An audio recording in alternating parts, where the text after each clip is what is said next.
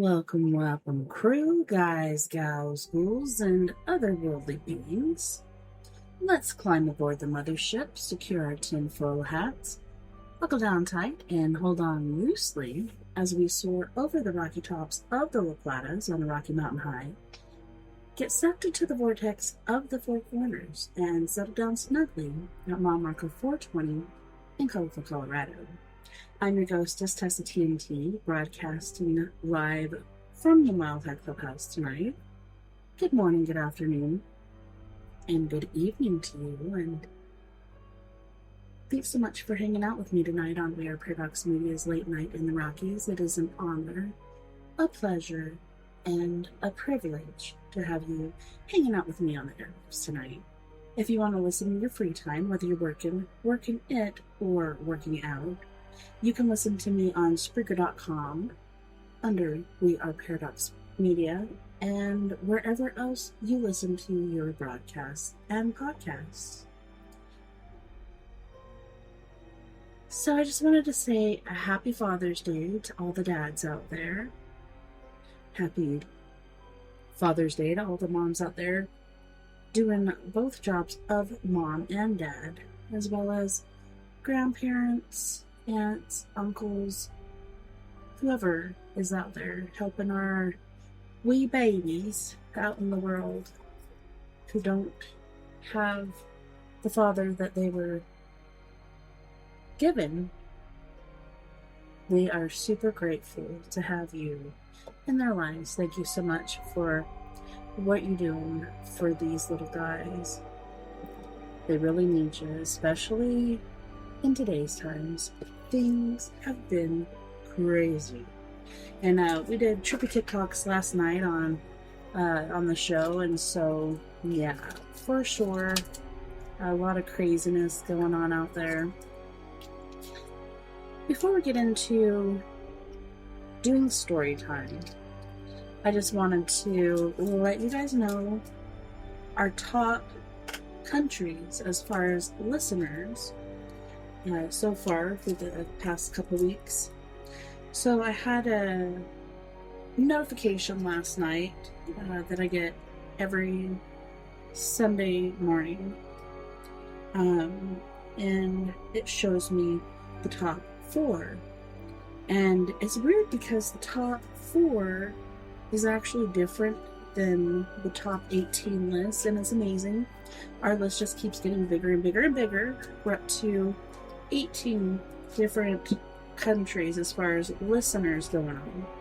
But the top 4 that we received for this weekend and the weekend previous, basically the week prior to now: number 1, USA; number 2, Burkina Faso; number 3, Brazil; and number 4, Canada.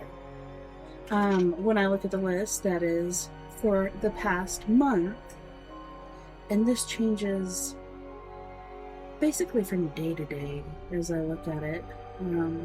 I definitely been looking at them every weekend, but unfortunately I keep forgetting to let you guys know what we got going on there. But thank you to our top 18.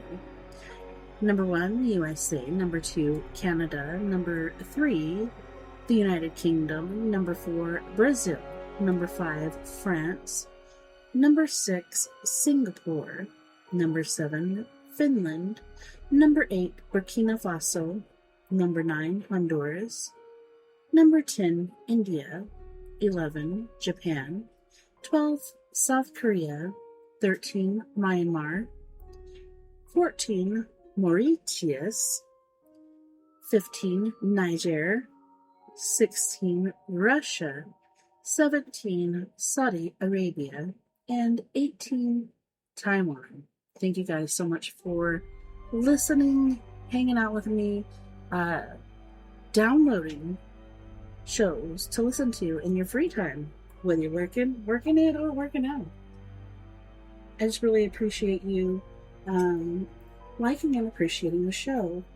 I got a little thing earlier. It's an offer to get 50% off of my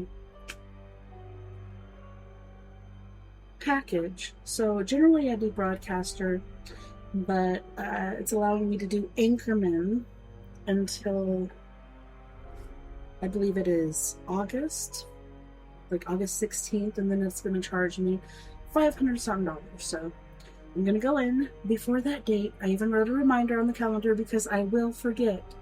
And went ahead and did the Anchorman until August, in the middle of the month there. And this allows me to do a few more things than usual. We can record or broadcast on the fly by cell phone. And it also allows us to have contributors. And I'm not sure what that means. I asked online. It said it could be up to 3 hours before they can let me know. But yeah, I did go ahead and do that. So that way, if something pops up that I want to talk to you guys about, I can go ahead and just pull out my cell phone and start broadcasting from my car or wherever I might be. And yeah, so I'm looking forward to being able to do that. Hopefully I do use it. This is going to be like a test thing to see how that goes.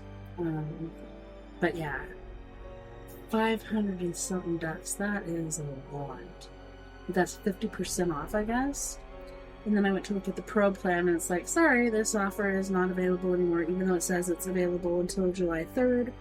Probably because I did Anchorman instead of Broadcaster, and Anchorman instead of the Pro plan. It's saying, nope, you're stuck with that one. So let's see what happens. And yeah, if you like what it does, maybe you can help me pay for it, because yeah, I'm not really making anything off doing this. I'm just spending my free time with you here, hoping to tantalize your listening ears. Alright, so we are getting back into story time. The book we have been reading is The Best of the Best Horror of the Year by Ellen Datlow. We've spent 15 hours so far reading this book. We've only got a few chapters left. Let's see. Yeah. I think we have like five or so different chapters left, so we'll see how long they are. I'm hoping to finish this weekend, aka tonight, but we'll see what happens. If I don't finish it tonight, I'm definitely gonna hop in here tomorrow and get that out of the way, because I have 1984 ready to go, and I also have physically in my possession another book.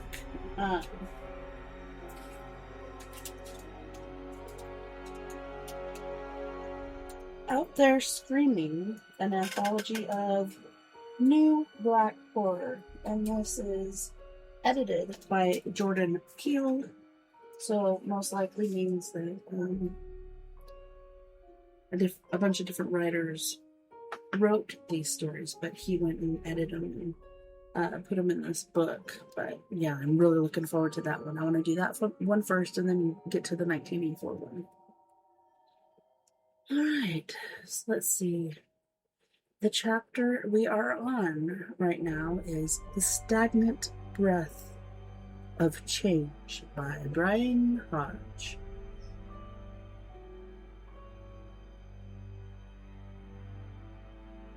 On the day of the special election, she took another turn as watch nurse, sitting at Donald Beasley's bedside, listening to the reassuring beep of the cardiac monitor, watching the rise and fall of his chest.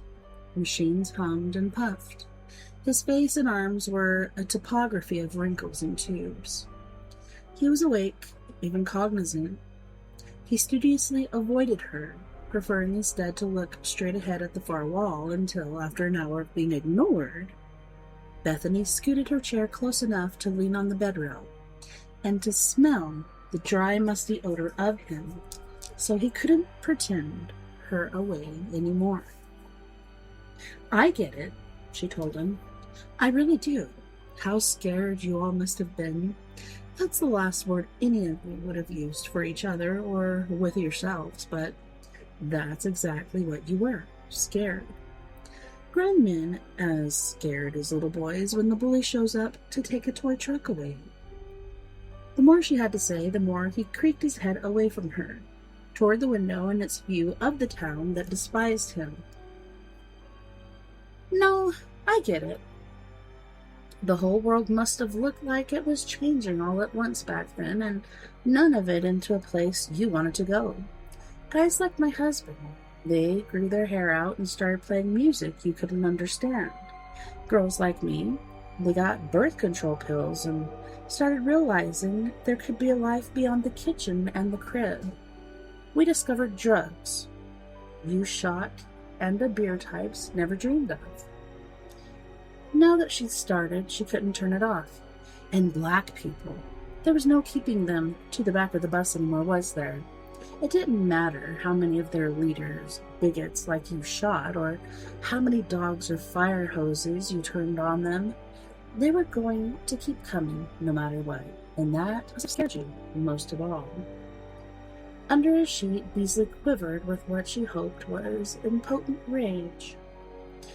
You armchair patriots, you had a war the country was turning against, and deep down, maybe you even suspected that men who wanted to keep it going were lying to you whenever it fit their agenda, only you were too dug in to admit it. She wanted tears from him. Maybe he was finally too dried out to weep. The world was leaving you behind, you cowards. Everything was slipping away from you. You were probably afraid someone like Charles Manson was going to show up any day if you didn't do something. I get it. So, if you couldn't stop the rest of the world from moving on, you wanted to stay hunkered down here in Mayberry. Well, it did, and I can't blame you for that, for being cowards, because that's what cowards do.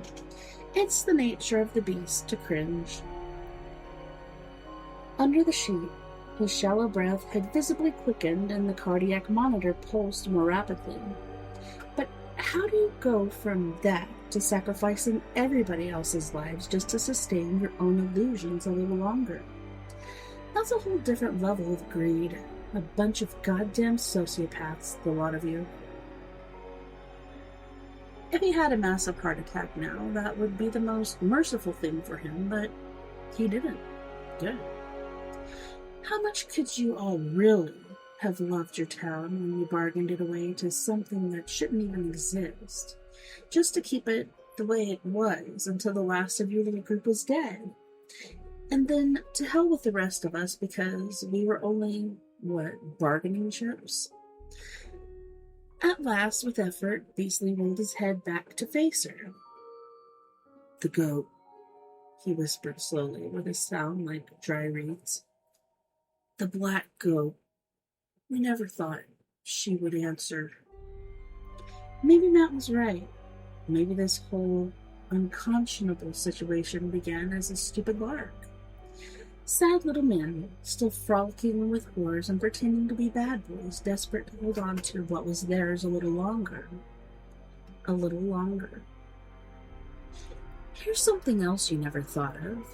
She shouldn't have been telling them, but it seemed important that he experienced dread, and the same as the rest of them. Ever since people started to figure this out, the only thing that's kept you alive and whole is their fear of what will happen when you die. But even something like that runs its course. You may not get off as easily as you thought.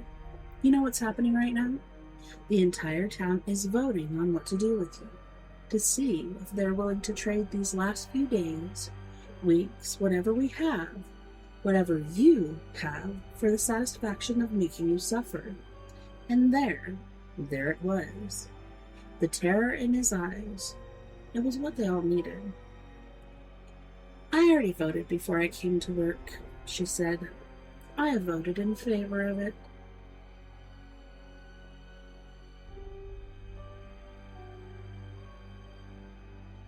To the surprise of few, the special ballot initiative passed.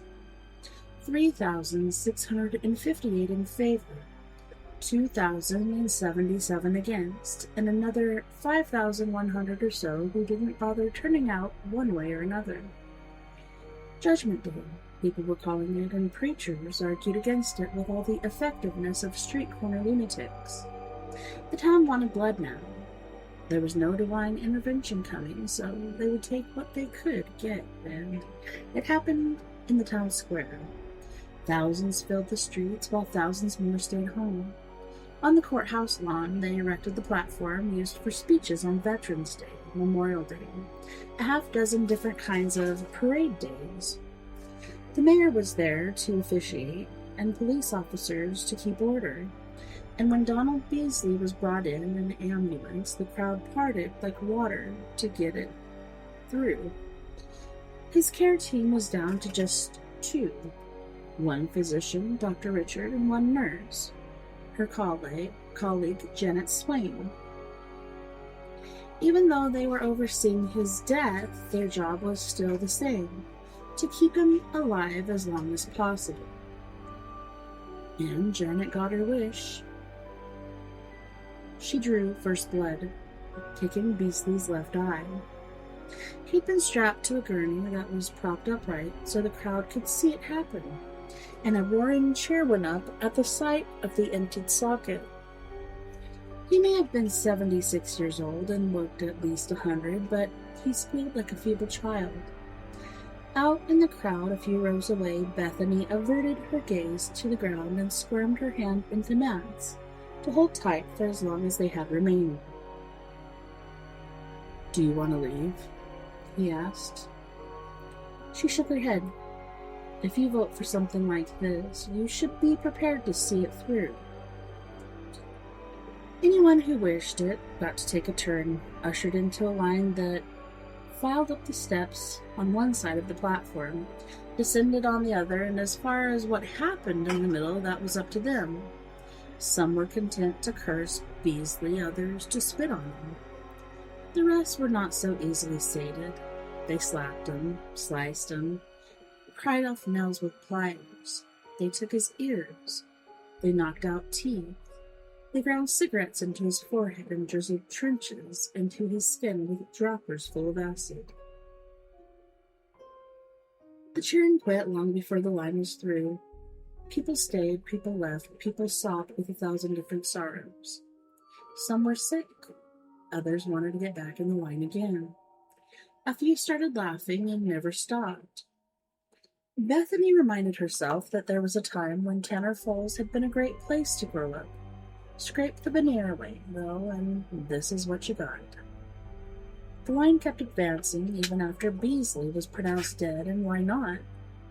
He may have cheated them out of tomorrow, but they weren't about to let him cheat them out of one last chance to take it out on his corpse. They had an hour, give or take, before the sky pulsed with a single flash of light, green perhaps, or blue, or maybe it was no color in the known spectrum. A fearsome wind kicked up, blowing west, pulled toward the source of the flash. They had felt this wind before. She clutched Matt's hand so hard it had to hurt him. Had to. All around them, their neighbors shrieked and scattered by the hundreds, and though they were buffeted from all sides, she and Matt decided not to bother. When had running ever worked? "I had this dream last night," he told her. His voice started to shake. "It felt so real, as real as life. I dreamed I was given some sort of pipe to play for God in the chaos at the heart of the universe." Soon it became visible over distant trees and rooftops, dark and boiling, as mercurial in appearance as a storm cloud. So this was what they had summoned, called up, bargained with. This, the black goat of the woods with 1,000 young. It was a deity from nightmares still seeking its hold in the world, and in the east, the north, the south. Wherever people had fled, they all soon found reason to shriek there as well. Tanner Falls resounded with it. 1,000 young could round up a lot of stragglers. So, maybe we'll be okay, Matt said. Closer and closer still, it rent the air with a screech as if lightning could speak. It churned with mouths that opened and closed and reappeared elsewhere in the anarchy of its form. Why, she said, would you ever think that? 3 blocks away it detoured toward the hospital, passing by it, passing through it. This warehouse of failed suicides, and timeless moments later, the sky disgorged a furious rain of meat and blood. What if it could have had us all along, Matt said, but waited anyway? It was coming. Why would it have done that? Coming for the town square. Maybe it was curious. Maybe it wanted to see what we would do. It was coming as ground and pavement alike steamed beneath its plow driver hooves. And maybe now, here today, Matt said, some of us finally became worthy. Bethany shut her eyes as tightly as her hand held Matt's as it bore down on them with the sound and fury of a cyclone. At last, at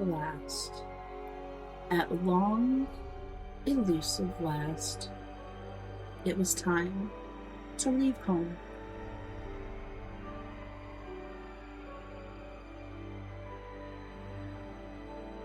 Grave Goods by Gemma Files.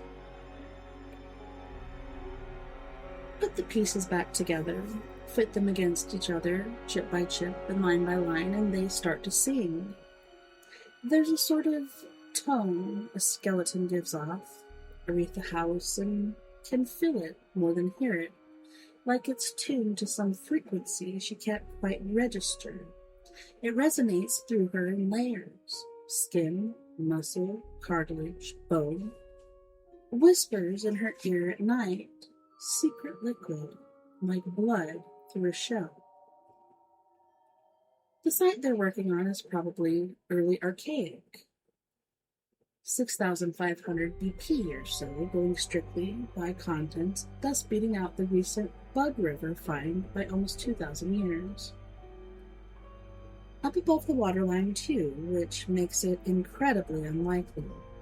Most people lived in lakeshore camps back then, right when the water levels were at their lowest after the remnant ice mass from the last glacial advance lying across the eastern outlet of Lake Superior finally wasted away, causing artificially high lake levels to drop over 100 meters. Then, isostatic rebound led to a gradual return, which is why most sites dating between the end of the Paleo-Indian and 4,000 years ago are largely underwater. Not this one, though. It's tucked up under a ridge of granite, surrounded by conifer old growth, so dense they had to park their vehicles a mile away, and cut their way in on foot, trying to disturb as little as possible. Almost a month later, a hideously cold, rainy October heading straight for Halloween. The air still stinks of sap, stumps bleeding like wounds. Dr. Anne-Marie begs. People hauled the trunks out one by one, cross-cut the longest ones, then loaded them up and took them back to the reserve, where they'll be planned in the traditional manner and used for rebuilding. Always a lot of home improvement projects on the go. Over that way, that's what Anne-Marie, Dr. Beck, says. Though Canadian ethic laws largely forbid excavations, once Begg brought Dr. Elise Lewin in to consult, even local elders had to agree this particular discovery merited looking into. They've been part of the same team practically looking into things since Begg was Lewin's favorite TA, operating together out of Lakehead University, Thunder Bay. Lewin's adept at handling funding and expedition planning, while Begg handles both tribal liaison duties and general PR, plus almost anything else to do with the media. It was Begg who sowed excitement about Pandora's Box, as the pits come to be called, on account of the flat slab of granite, lightly in size with what look like ancestral petroglyphs, similar to those found on Kajartalik Island in the Arctic, stoppering it like a bottle, incised on top and below, as Aretha herself discovered when they pried it apart, opening a triangular gap large enough to let her jump in. Shone the flashlight downwards first, just far enough to check her footing before she landed, down on one knee. A soggy crouch, too cramped to tighten fully, then automatically reversed it, revealing those square-cut, coldly eyeless faces set in silent judgment right above her head.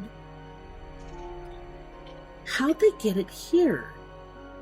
Morgan, the other intern, asked Lewin, who shrugs and glances at Beg before letting her answer.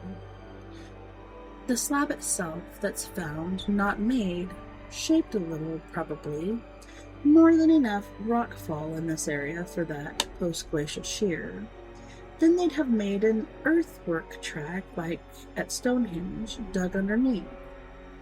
Bag uses her hands to sketch the movements in midair.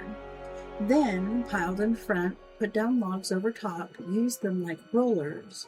Get enough people pushing and pulling. You're golden. Lewin nods. "Yes, exactly. Once the grave was dug, there'd be no particular problem fitting it over top. Just increase the slope till they had a hill and push it up over the edge, down angled so one side touched the opposite lip, before dismantling the hill to lay it flat again." Morgan turns, slightly indicating. "What are the carvings for, though? Like, what do they mean?" "Votive totems," Beg replies with confidence. The forensics expert, Dr. Tatiana Kukalak, just shakes her head. "No way to know," she counters. "Told us yourself. They don't look like any of the ritual marks you grew up with, remember? So it's like a sign in Chinese for all of us. Just as likely to say fuck you as God bless, unless, pinyin." Beg's already opened her mouth to argue when Lewin sees Aretha's hand go up. She shushes them both. "Oh dear, you don't have to do that," she exclaims. "Just sing out, if an idea struck you." Aretha hesitates, eyes flicking to Morgan, who nods. Courage in hand, she replies. Maybe? I mean, even when you don't know the language, there's still a lot you can get from context, right? Well..." She hauls herself up far enough past the slab to tap its top. Nails grating slightly over rough-edged stone. "Keep out. That'd be my guess," she concludes, "'cause it's up here." Lewin nods as Kukalak and Beg exchange glances. Logical. And down there, on the underside? Here Aretha shrugs uncomfortably, anonymous for once, hidden beneath the full weight of all three professors' eyes. "Stay in?" she suggests finally.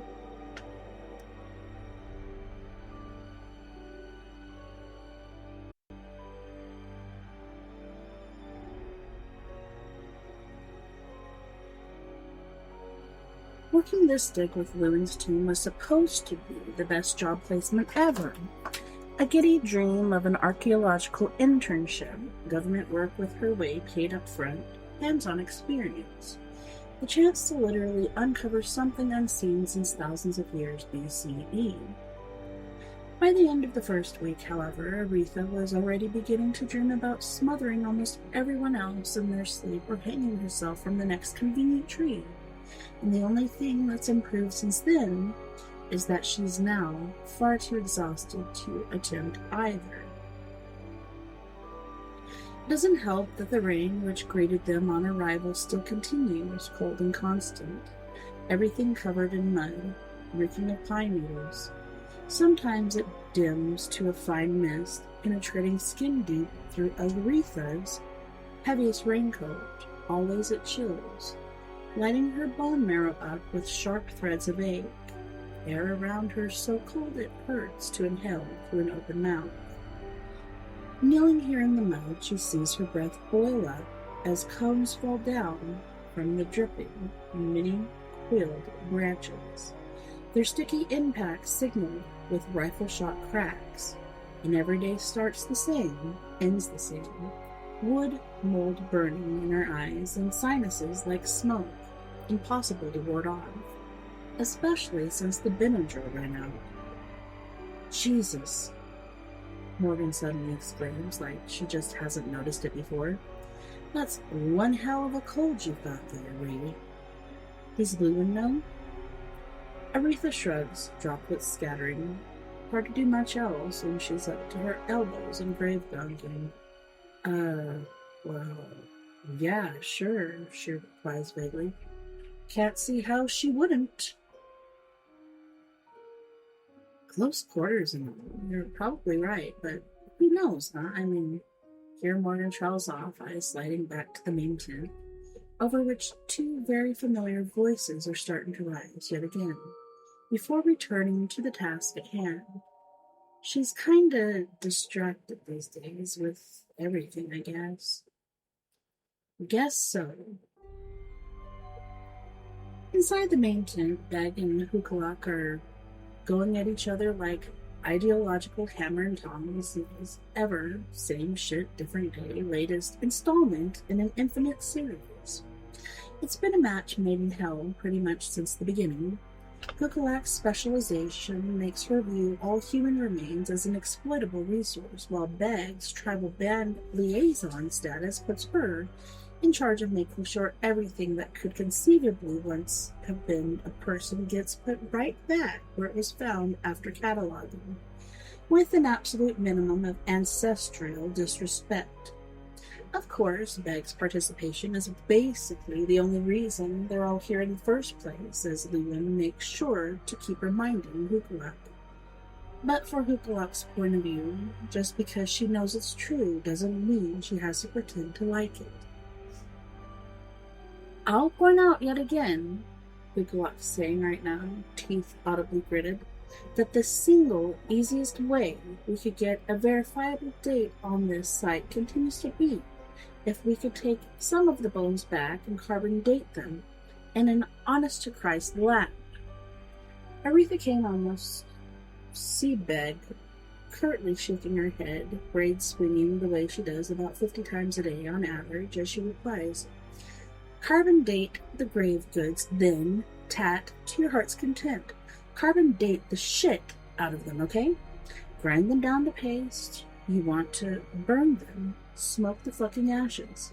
But the bones themselves, those stay here." Oh, because one of them might share maybe 0.1 out of 100,000th part of their genetic material with yours? Bitch, please.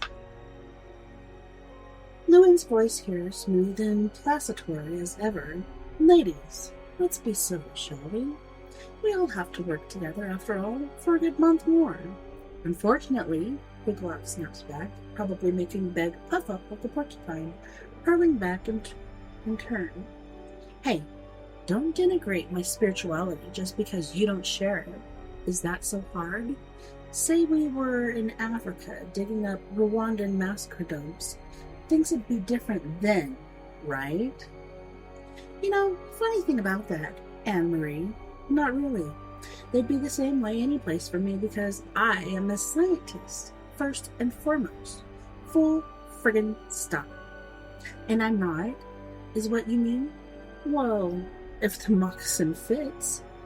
At that, Aretha whips her head around sharply, only to meet Morgan's equally disbelieving gaze halfway.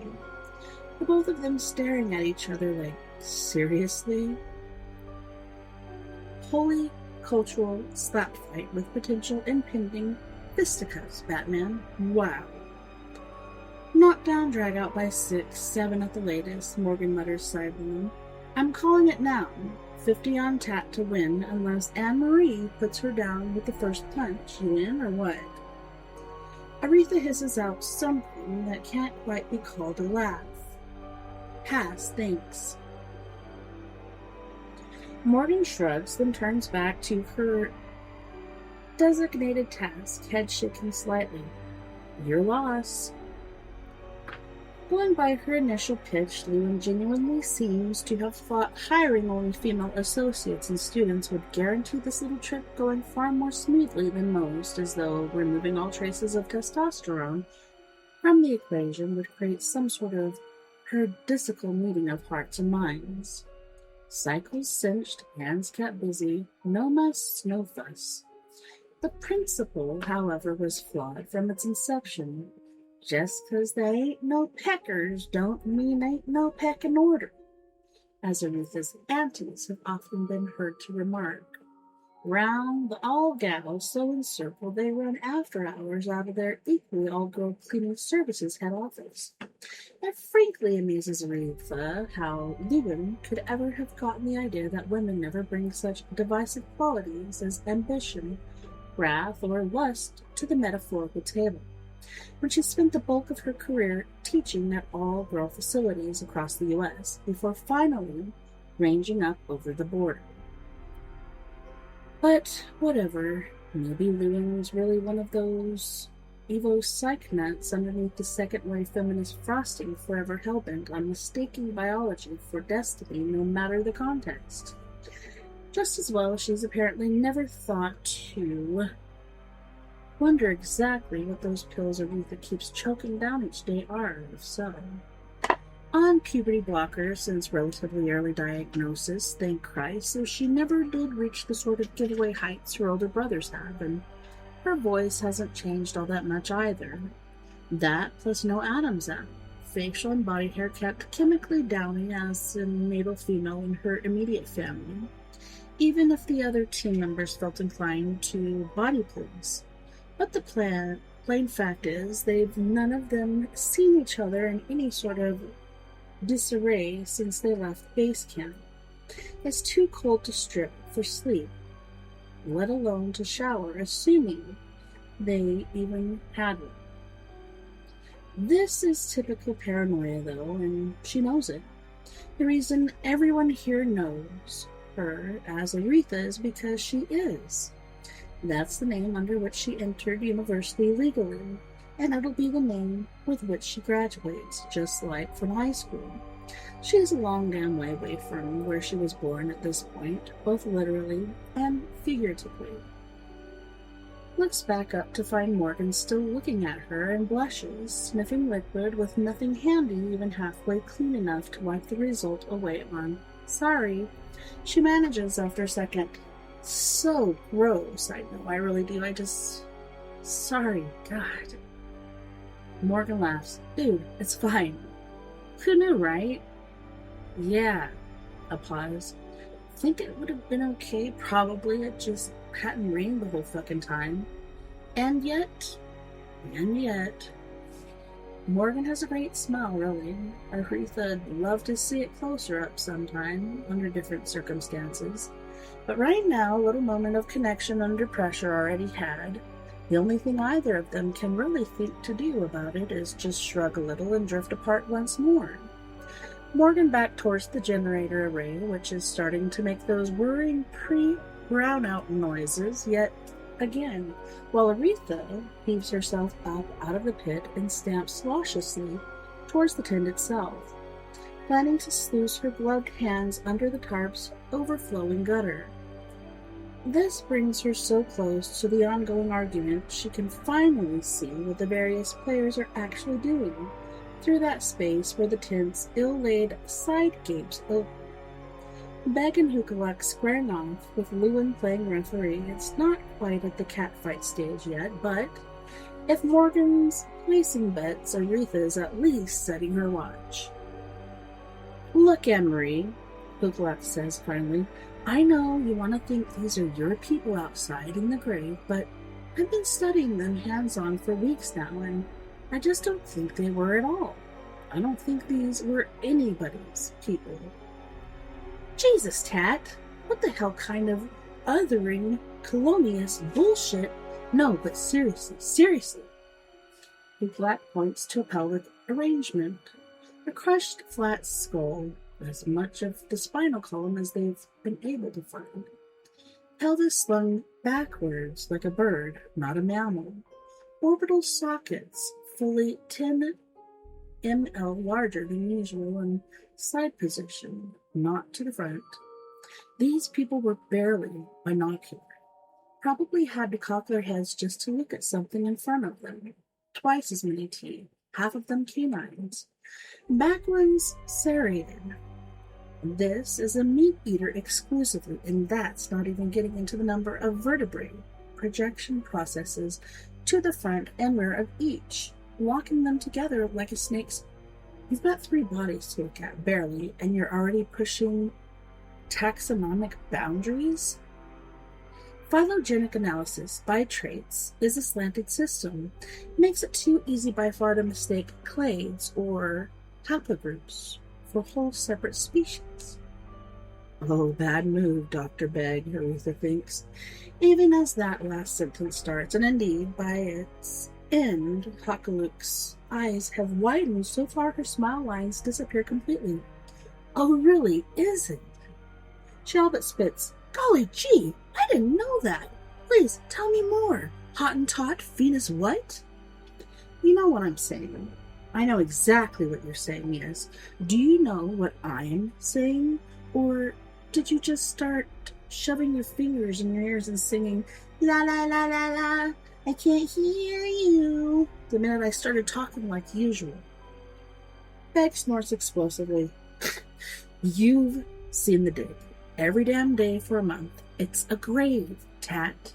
You just use the word yourself. Full of grave goods. Animals don't do that, if that's what you're implying. Of course, I'm not saying what's in there is animals, for shit's sake. An offshoot of humanity, maybe. Some evolutionary dead end, like Australopithecus? You telling me Australopithecus had snake spines? No, but just because we haven't found something yet doesn't mean it never existed. Good line, Agent Mulder. Oh, fuck you, you condescending indigenous-centrist fuck. Lewin raises her hands, goes to interpose between them, but they ignore her roundly, both wider as well as darker. More built for the long haul, able to shrug her off like a Charlie horse. Nicolak glares up as Begg stares down, hands on hips and braids still swinging, and demands, seriously, is that what we're down to right now? The black girl and the Indian calling each other out as racists? Nicolak twitches like she's about to start throwing elbows, trying to divert the urge to punch first and answer questions later. The movement's actually violent enough to rock Begg back a micro step, make her start to flinch involuntarily right before she catches herself. You first, is all Hukuk replies, finally voice flat. And, ladies? Lewin puts in again, it had more frantically. We're scientists here, yes? Professionals? We can differ, even quarrel, but with respect. Always respect. This is all simply theory, for now. Now it's Hukulik's turn to snort. Forever? She gets her way, she replies, and she will. Bet your ass, Begg agrees, 'cause this is kitchen gourmet kusib in Inuit First Nation land, and that's not a theory. So those bones go right on back in the ground where we found them, just like your government promised. No debate. Lewin looks at Hukuluk. Hukuluk looks away. Never actually thought there would be, she mutters under her breath.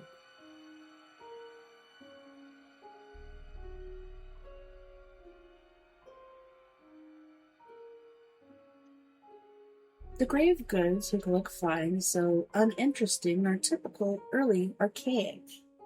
Predominance of less extensively flaked stone tools with a distinct lack of pottery and smoking pipes, new style lanceolate projectile points with corner notches and serration along the side of the blade suitable to a mixture of coniferous and deciduous forests.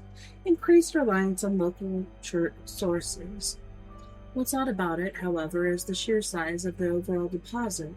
Far more inscrapers, side scrapers, crude celts, and polished stone atlatl weight tubes than seem necessary for a mere family burial, which is what the three bodies bag talked about would indicate. One male, one female, one sexually indistinct adolescent. Its pelvis missing, possibly scavenged by animals before the capstone was laid. Folded beneath a blanketing layer of grave goods so large it almost appears to act as a secondary grounding weight, the three bodies, nevertheless, take pride of place. Traces of red ochre still visible on and around all three rather than just the male skeleton, as would be customary. Weirder yet, on closer examination, the same sort of ochre appears to have been painstakingly applied not only to the flint stones themselves, but also to all the grave goods as well, before they were piled on top.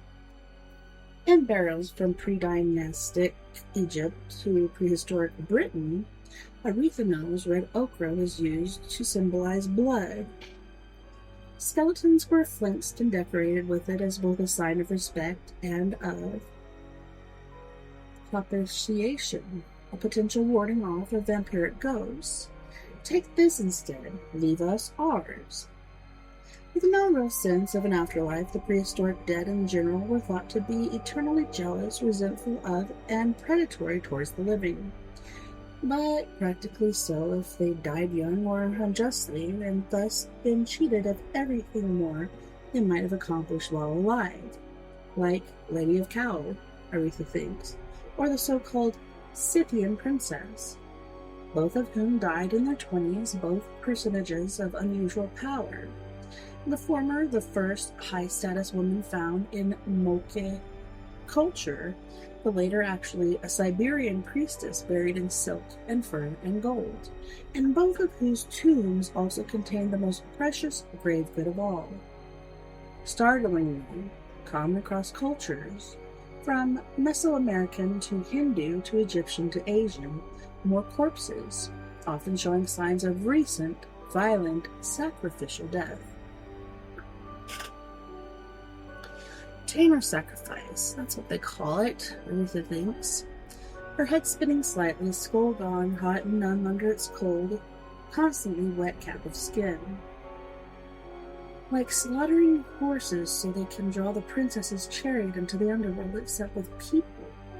Concubines, soldiers, servants, slaves, maybe chosen by lots, maybe volunteers. Killing for company on that final long day's journey into whatever night comes next. In Egypt, eventually, they started substituting shawat-bi figures instead, magic clay dolls, incised with spells swapped in for actual corpses. An image of a thing just as good as the thing itself, unless it's not. Text taking shape behind her eyes, wavering. She can almost see it on her laptop screen or maybe even a page somewhere, whatever reference method she first encountered this information through. How in Mound 72 at Cahokia, largest site of the Mississippian culture, 800 to 1600 CE, located near modern St. Louis, Missouri. Heads were found filled with mass burials, 53 young women strangled and neatly arranged in 2 layers, 39 men, women, and children unceremoniously dumped, with several showing signs of not having been fully dead when buried, of having tried to claw their way back out. Another group of 4 individuals was neatly arranged on litters made of cedar poles and cane matting, arms interlocked, but heads and hands removed. Most spectacular is the Birdman, a tall man in his 40s, thought to have been an important early Cahokian ruler. He was buried on an elevated platform covered by a bed of more than 20,000 marine shell disc beads arranged in the shape of a falcon, with the bird's head appearing beneath the man's head, its wings and tail beneath his arms and legs. Below the Birdman, another corpse was found, Buried facing downward while surrounding him were piles of elaborate grave goods. Cahokia was a trade center, of course. The apex of an empire. Makes sense. They do things big, lay on the bling. This, meanwhile, this is different, smaller, meaner. The faces of the 3 prime skeletons have been smashed deliberately, as if in an attempt to make them unrecognizable. A spasm of disgust or desecration. God knows. Aretha spent more than enough time piecing them back together to know how effective that first attack was. How odd that it should be followed up with what reads as an almost equally violent avalanche of reverence. But then there's the capstone, the lid, the flintsing and the ochre, plus the ochre-saturated grave goods pile itself, all added later at what had to be great cost to the givers, like a belated apology. No retainers, though, not here, not where anybody's thought to look as yet. This last thought jolts Aretha out of a half-sleep at last, making her sit up so sharply she almost falls over. A blinding surge of pain stitching temple to temple, pulls herself still on her sleeping bag, breathing slowly as possible to thwart nausea. She presses her fingers up against the edge of her eye sockets until white dots flicker behind her eyelids, forcing the pain back by pressure and sheer will until, gradually, the agony recedes. The minute she's able, she slips her boots back on, grabs her excavation spade and trowel, and ducks out of her tent. The mist, cool on her flushed face, brings a moment's relief. Not sure if her giddiness is inspiration or fever. Aretha heads for the grave pit as fast as she can.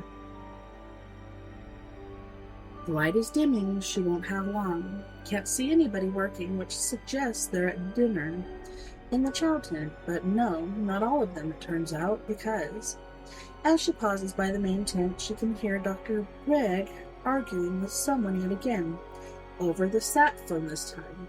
Who? Curiosity gets the better of her. She edges up to the tent's outer wall, holding her breath. Don't know who she knows, is my point. Gammy? Beg says. Aretha frowns, translating Gammy for grandmother, the elder who helped swing the tribal council towards permitting this dig in the first place. Aretha's never heard Beg sound this uncomfortable with her. But if it's somebody with enough clout, somebody who decides they don't want to honor the arrangement anymore, she stops. Sighs. Might be more money involved? Sure. Maybe not. And maybe money's not what we should be thinking about right now. A longer pause. Well, you saw the pictures, right? Yeah, they're the ones Tad already sent. So if people start agreeing with her a beat, okay, what? No, I'm not going to do that. No, because this is science, not story time. That's why. And by those standards, what Tat says makes sense.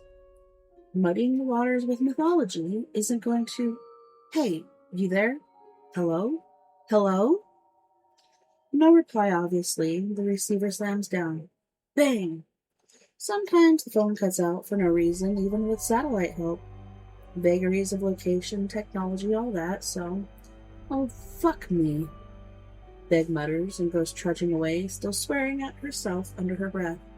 Mythology? There was a moment back in week 1, yes, she remembers it now, sitting around the one smoking campfire they'd ever risked as the tarp above dipped and sloshed. Lewin asked Beg to fill in the tribal history of this particular area, and Beg replying, slightly snappish, that there wasn't one, as such. Lots of stories, that's all. Heroes and monsters, that kind of shit. We don't go up there much. That place, 'cause of the... And a word here, something Aretha had never heard before, clipped the odd. Buak? Paguk. Baguk. Something like that. Akak in Ojibwe. Akak in Algonquin. a version of Beg's voice corrected from somewhere deep inside.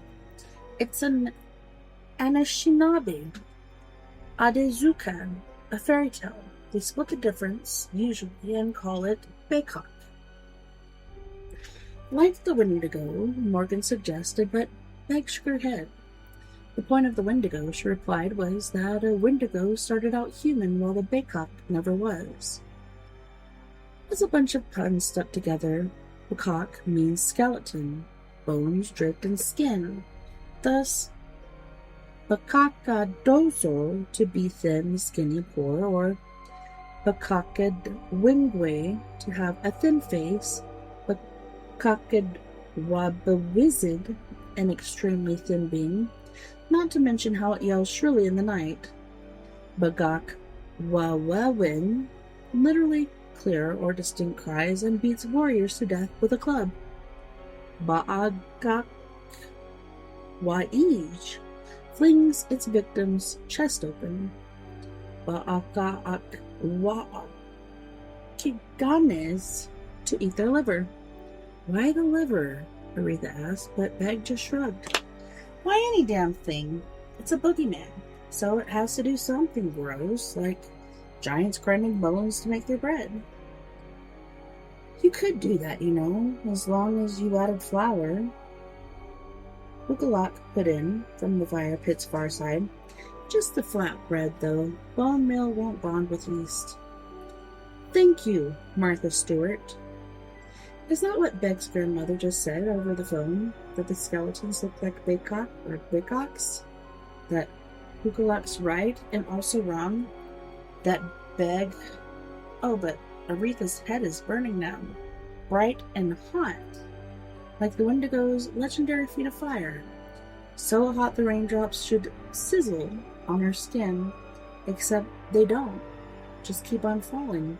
Soft, sharp, solid points of cold poking down through the sodden, pine-scented air, and the pit gaping open for her, at her feet, a toothless, mud-filled mouth. She drops to her knees, scrambles over the lip, slides down messily inside. By the time Morgan comes by, it's, later. Aretha doesn't know by how much, but the light's just about completely gone, and she's long since been reduced to scraping blindly away at the grave's interior walls with her gloved fingers. Looks up to see Morgan blinking down at her through a flashlight beam and smiles, or thinks she does. Her face is far too rigid numb at this point for it to be any sort of certainty. "Hello, Morgan," she calls up, not stopping. "How was dinner?" Okay. What are you doing down there, Reed? Exactly. I have to dig. Yeah, I can see that. Are you okay? You don't look okay. I feel okay, though. Mainly, Aretha takes a second to shake her head, almost pausing. The pit walls blur on either side of her, heave dangerously like they're breathing, then... Doesn't matter, she concludes mainly to herself and goes back to her appointed task. Alright. Morgan steps back, raising her voice incrementally with each new name. Tat, Dr. Hukalak, come on over here for a minute, will you? Like, right now? Anne-Marie, Dr. Lewin. They cluster round the edge like flies on a wound, staring in as Aretha just keeps on keeping on, almost up to her wrist now in muck. Aretha, Dr. Lewin begins at last. You do know we mapped out that area already, yes? Since a week ago? I remember, Doctor. You took the measurements, as I recall.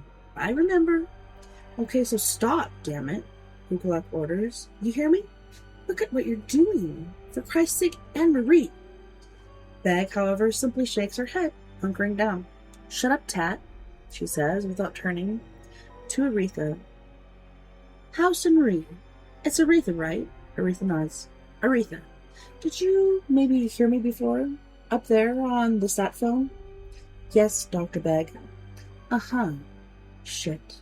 Look, the Baycock's just a story, Reed. It's folklore. You're not gonna find a, separate bunch of human bones in there? Is that what you're thinking? Like a larder? Still scratching. I'm not thinking that, no. Then what are you thinking? Aretha wipes mud off on her cheek, gets some in her mouth, spits brown. Sacrifice, she answers. Once her lips are clean again, like at Cahokia, slaves for the underworld. Not food, but then again, who knows? Might have been both. Uh-huh. How long you been down there, Ree? I don't know. How long did they coexist? Neanderthals and Homo habilis? 'Cause they did, right? I'm right about that. Lived long enough to share the same lands, even interbreed enough so some people have Neanderthal DNA. That's the current theory, Lewin agrees, sharing a quick dark look with Beg, but the hell's she saying? Hugeluk demands of Lewin at almost the same time. Elise, don't you vet your damn volunteers? We need to get her out, back to the res at least. Get her airlifted somewhere. Just shut up, Tat, Beg repeats, still not turning. Morgan, you're her friend. On my count, okay? 1, 2, but that, precisely, is when the wall of the great pit finally gives way, releases a sudden avalanche of half-liquid earth that swoops Aretha back, pins her under, crowns and crushes her alike on a swift dark flood of roots and stones and bones, bones, bones. Here they are. I was right. She barely has time to think, growing delirious, her arms full of trophies, struggling to raise them high. See? I was right. They're here. We're here. But who's that? Back a little further beyond her team's shocking rim ring, peering down on her as well. That tall, thin figure with its cocked head, its burning, side-set eyes, its featureless face carved from jet black stone. She hears it scream in her mind, thin but distant, a far-flung cry. The wail of every shattered skull piece laid back together and set ringing, tuned to some distant tone, shell bell, blood hiss, words made flesh at long last. Here, yes. As we always have been, as we always will.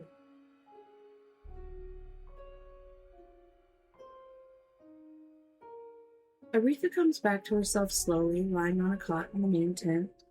Pain paralyzed, hurtle over inside and out. The out is mainly bruises, scrapes, a general wrenched ache, but the inside, that's something different. Like the world's worst yeast infection, a spike through her bladder, hitting her up the middle and watching her writhe. Whole system clenched at once against her own core. A furled agony seed, forever threatening to bloom. She'd whimper, even weep, but she can barely bear to breathe, which at least makes it easier, to keep quiet while the other talk around her, above her, about her. Baycock, huh? Dr. Hukaluk's saying, while Dr. Begg makes a weird snorting noise.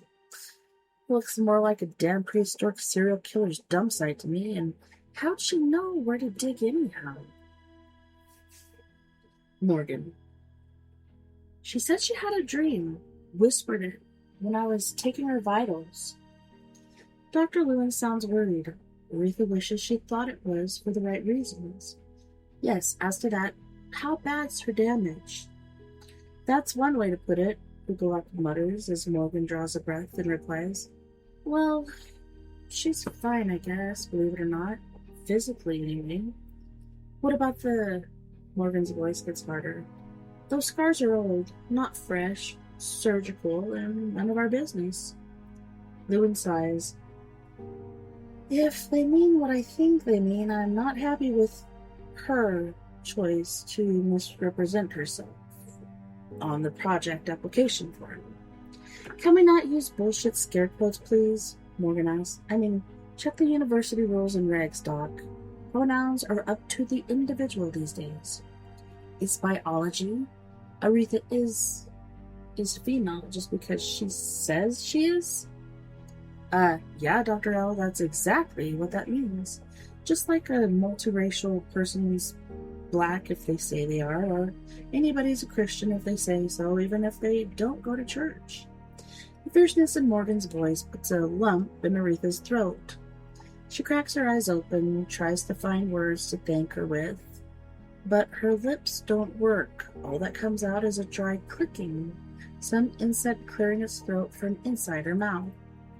But Hookaluk's already moved into the pause anyhow, adding, like those things in the could it be human if they could say so. At this, Meg turns, confronting her. Excuse me, things? We're back there again? What the fuck happened to parallel evolution? Well, I don't know. Tell me again how your elders think of them as ancestors, Anne-Marie. Tell me they don't call them monsters. Sure, okay, this is Baycock country, like I said that first week, which is why somebody non-tribal, some hiker from Toronto, literally had to stumble over the capstone for us to even know it was here, and why we had to cut our way in after. But all that proves is that superstition's a powerful thing. My game's in her 80s, and frankly, when it comes to archaeology, she doesn't know what she's talking about. Hakaluk scoffs. Yeah, and Schleiman never found 8 different versions of Troy by looking where Homer said to either. Oh, so what, folktales are fact disguised? Is that the song we're singing? Schleiman using the Iliad as a guidebook was the exception, not the rule. He got lucky, and what he found was not what he'd been looking for either, which is exactly what's happened here, all over.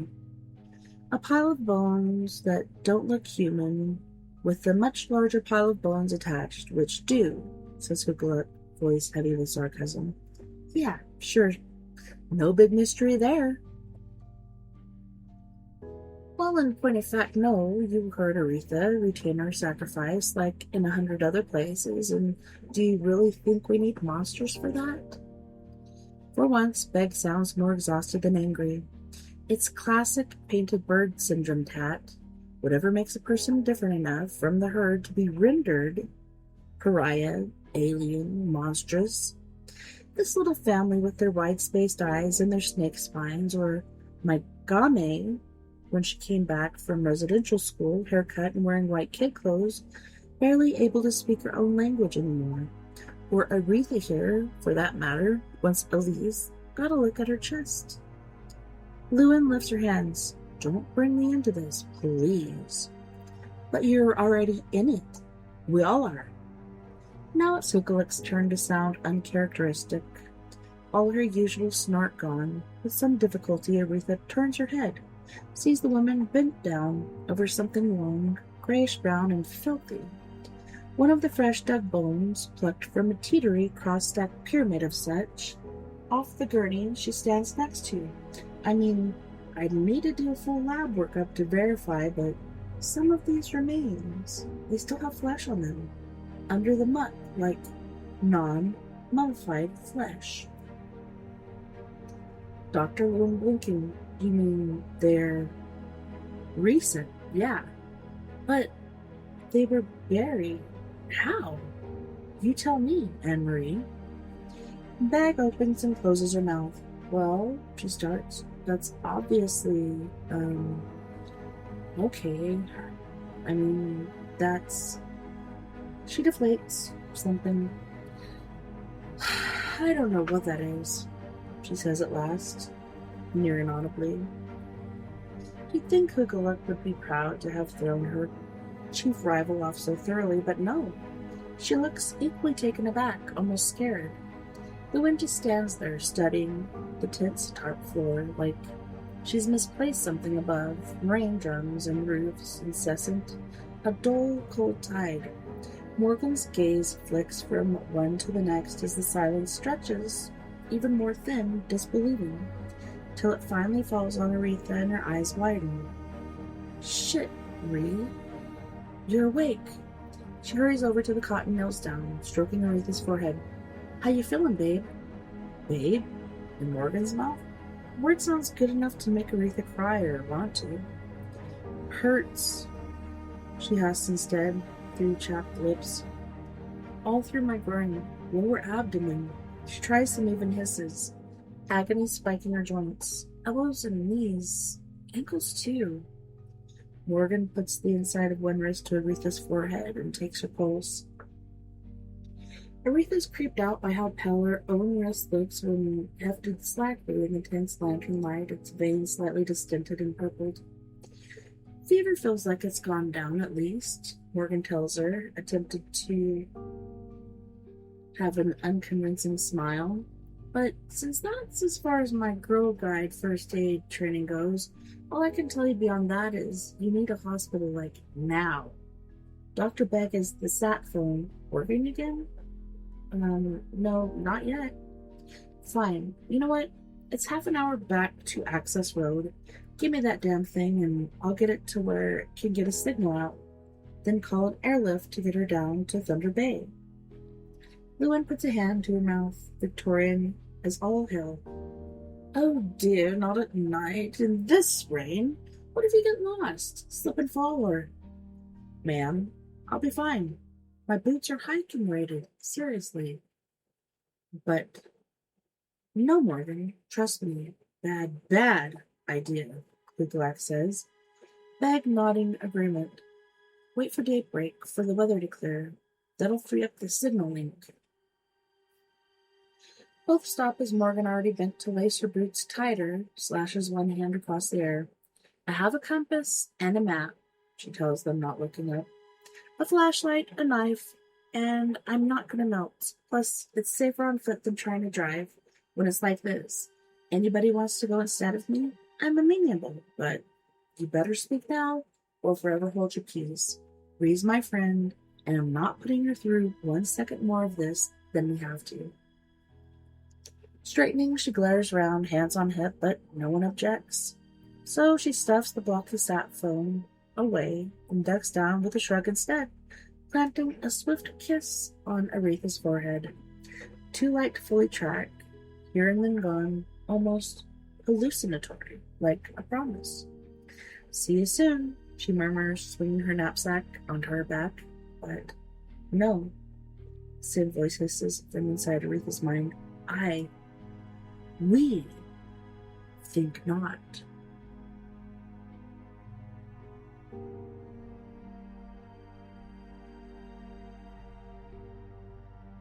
Aretha doesn't remember falling asleep.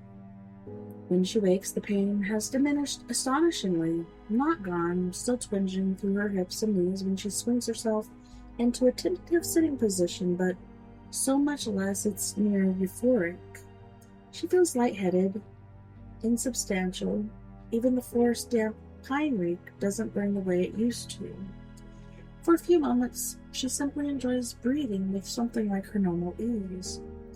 Then she sees the light, or lack thereof. The similar lack of company. No sat phone on the table. Just dirt and bones. No Morgan. Shit. Wrapping the sleeping bag around her like a puffy cloak, she stumbles out into open air. Forest once blessedly free of rain. No visible sky between the trees, but there's less sinus drag, cueing a possible shift in air pressure. Lewin, Beg, and Huglek are huddled around a common stove maybe 10 feet away. Clustered gnats and moths flying up like sparks. Lewin turns as Aretha nears, almost smiling as she recognizes her, which is odd, but welcome. Things must be bad. Aretha! She calls out, voice only a little strained in the up note. You look better than you did. Aretha clears her throat, even as the other two shoot Lewin looks whose subcontext both clearly read, Are you fucking kidding me? Thanks, she manages finally. Then, Morgan? Lewin sighs. No, dear, not yet. How long?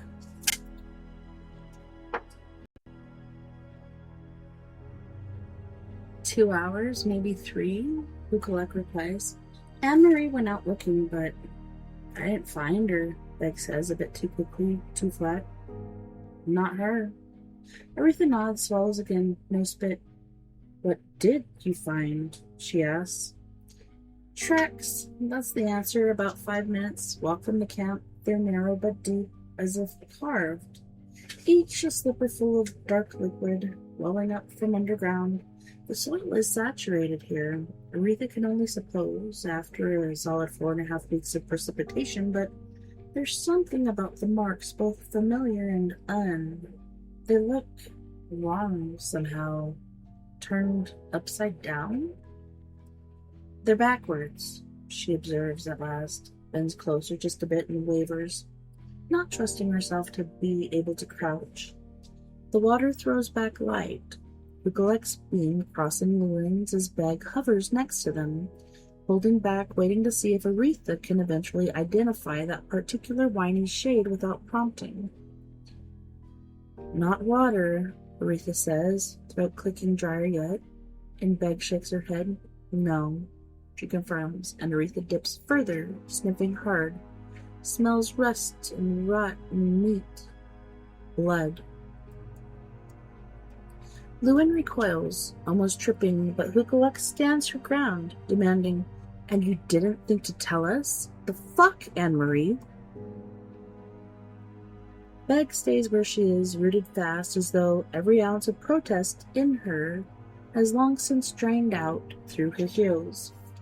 Doesn't even bother shrugging. "Not much point," she says simply. "You'd have found out eventually, too, once either of you thought to ask, but Aretha here's been a whole lot better at that than most of us throughout, hasn't she? Which is sort of interesting in context." "How so?" "Things my game told me over the years, that's all, about this area. Stuff I discounted automatically pretty much because, well, you know why, cat. Because science, empirical data versus subjective belief, all that. Because I've tried so fucking hard to never be that sort of Indian, if I can help it." She pauses here, takes a ragged breath. "But what do you know, huh? Sometimes a monster isn't a metaphor for prejudice at all. Plus or minus power. Sometimes it's just a monster." Bukolec stares at her like she's grown another head. "What?" she asks yet again. "What I just said, Tat. We should probably get going if we're going to." "Going to?" Llewellyn apparently can't help prompting carefully. Beg sighs wildly as though about to deflate. "Try, that's what I mean," she says after a long moment's pause. "To leave, I mean, before they get here." "They?" Llewellyn repeats. "They who?" Now it's Beg's turn to stare, even as Bukolec, possibly just a tad swifter on the uptake, or simply paranoid enough to connect the dots without being asked, draws a sudden in-breath. A choked half-gasp, hugs herself haphazardly, grasping for comfort but finding none, while Llewellyn just stands there, visibly baffled. It doesn't make sense to her, any of it, and can't really. Not in any scientific way. "They were here first. That's what Game always told me." Dr. Beg, Anne-Marie remarks softly as if to herself, "hunted us like animals when we came into their territory because that's what we must have seemed like to them, the same way they did to us. Things with some qualities of people, not people who just happen to look like things, so we fought back because that's what we do. But there were more of them, and they were stronger, fought harder. Started out taking us for food, then for slaves, then for breeding stock. Changed so they could hide everywhere, hide inside of us." "Neanderthals," Aretha says, "and Homo habilis?" Beg smiles slightly. "The current theory," she replies, echoing Llewellyn, not looking round as she does, even to watch how Llewellyn, her cognitive refusals suddenly punctured, sharp and clean and quick, begins at last to buckle under her own words. Wait. Behind them, the gravesite still gapes uncovered, rain-filled, ochre seeping. From above, Aretha muses. The unearthed cache of grave goods must look like a huge, slightly layered blood blotch, all that remains of some unspeakable old crime. An apology made on literally bended knees, pot sweetened with a pile of tools and corpses. yet left forever unaccepted. Bukalak, tat, there's your throat, knuckles still knit, and pawing in either elbow, complains, voice weak. But we didn't know. I did. You never said, though. No, of course not, because I didn't want to think it was true. I mean, come on, Tat, seriously. Now, would you? Well, no.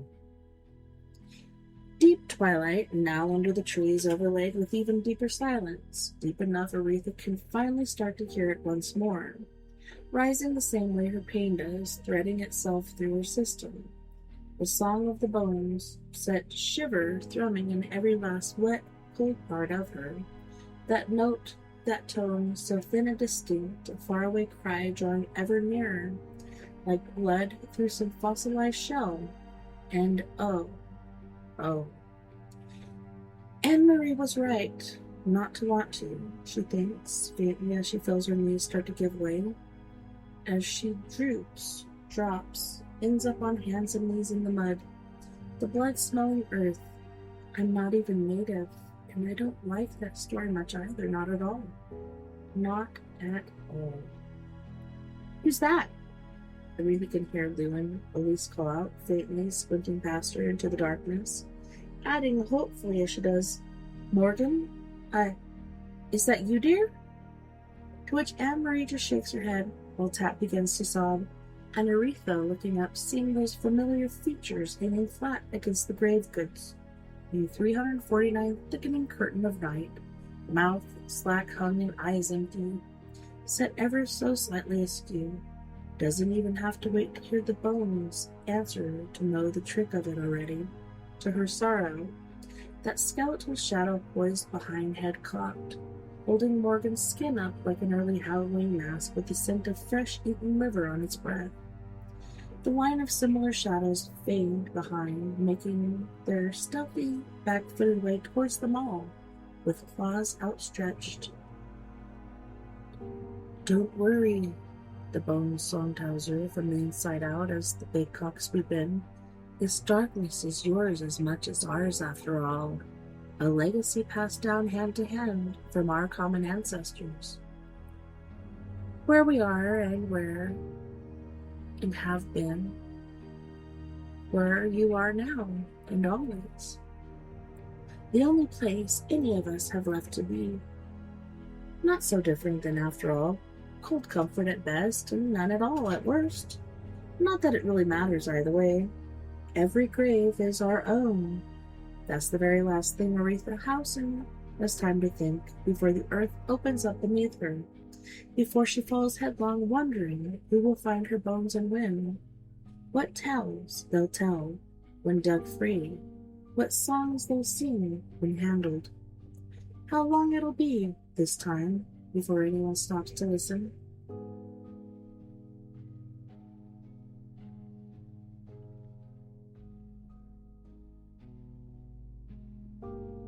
The Ballad of Ballard and Cendrine by Peter Straub, 1997. So, do we get lunch again today? Ballard asked. They had reached the steaming humid end of November. We got fucking lunch yesterday, replied the naked woman splayed on the long table, knees bent, one hip elevated, one boneless-looking arm draped along the curves of her body, which, despite its hidden scars, appeared to be at least a decade younger than her face. Why would today be different? After an outwardly privileged childhood polluted by parental misconduct, a superior education, and 2 failed marriages, Cendrine Moy had evolved into a rebellious, still exploratory woman of 40. At present, her voice had a well-honed edge, as if she were explaining something to a person of questionable intelligence. 2 days before joining Cendrine on this river journey, Ballard had celebrated his 65th birthday at a diner in Hong Kong, one of the cities where he conducted his odd business. Cendrine had not been invited to the dinner and would not have attended if she had. The formal ceremonies side of Ballard's life, which he found so satisfying, interested her not at all. Without in any way adjusting the facts of the extraordinary body she had put on display, Sandrine lowered her eyes from the ceiling and examined him with a glance brimming with false curiosity and false innocence. The glance also contained a flicker of genuine irritation.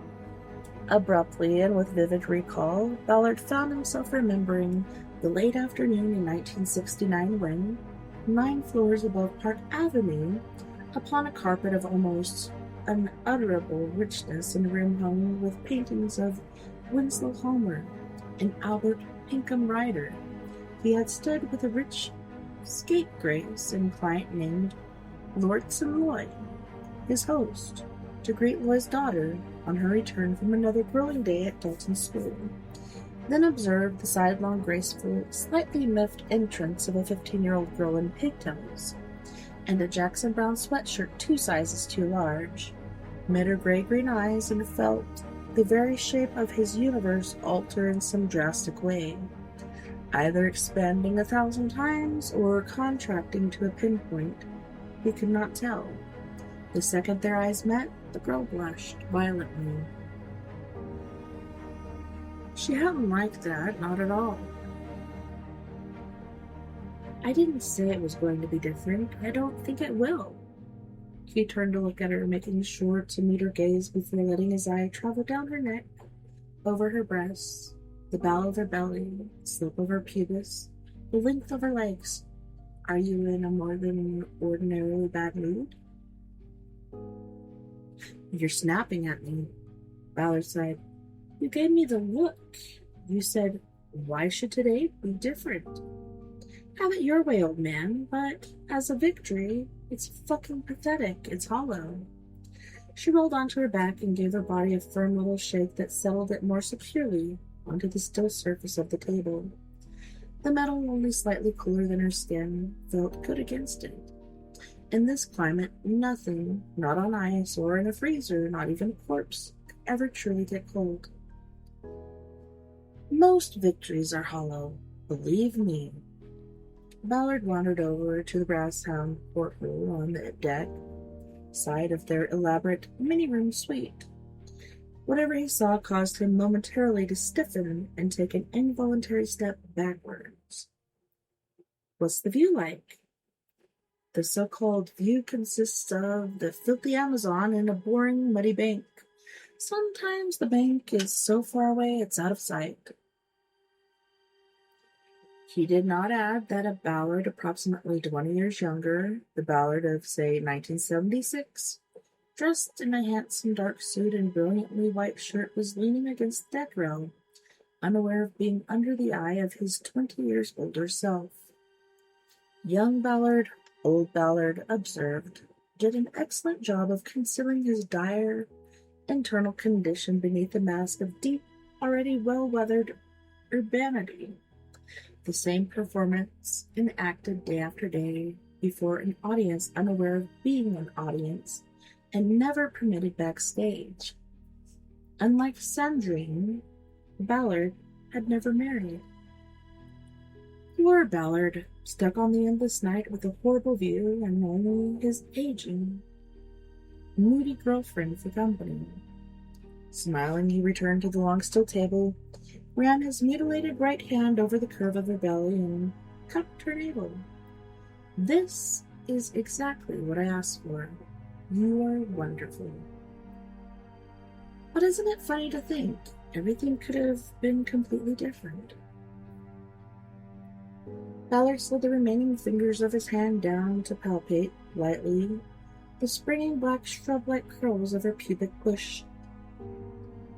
Everything is completely different now. So take off your clothes and fuck me, Sandrine said. I can get you hard again in a minute, in 30 seconds. I'm sure you could, but maybe you should put some clothes on so we could go into lunch. You prefer to have sex in our bed? I do, yes, and I don't understand why you wanted to get naked and lie down on this thing anyhow. Now, I mean.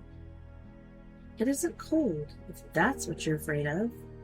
She wriggled her torso and did a snow angel movement with her legs. Maybe this time we could catch the waiters. Because we'd be early? Ballard nodded. Indulge me. Put on that sleeveless white French thing. Aye aye, mon capitaine.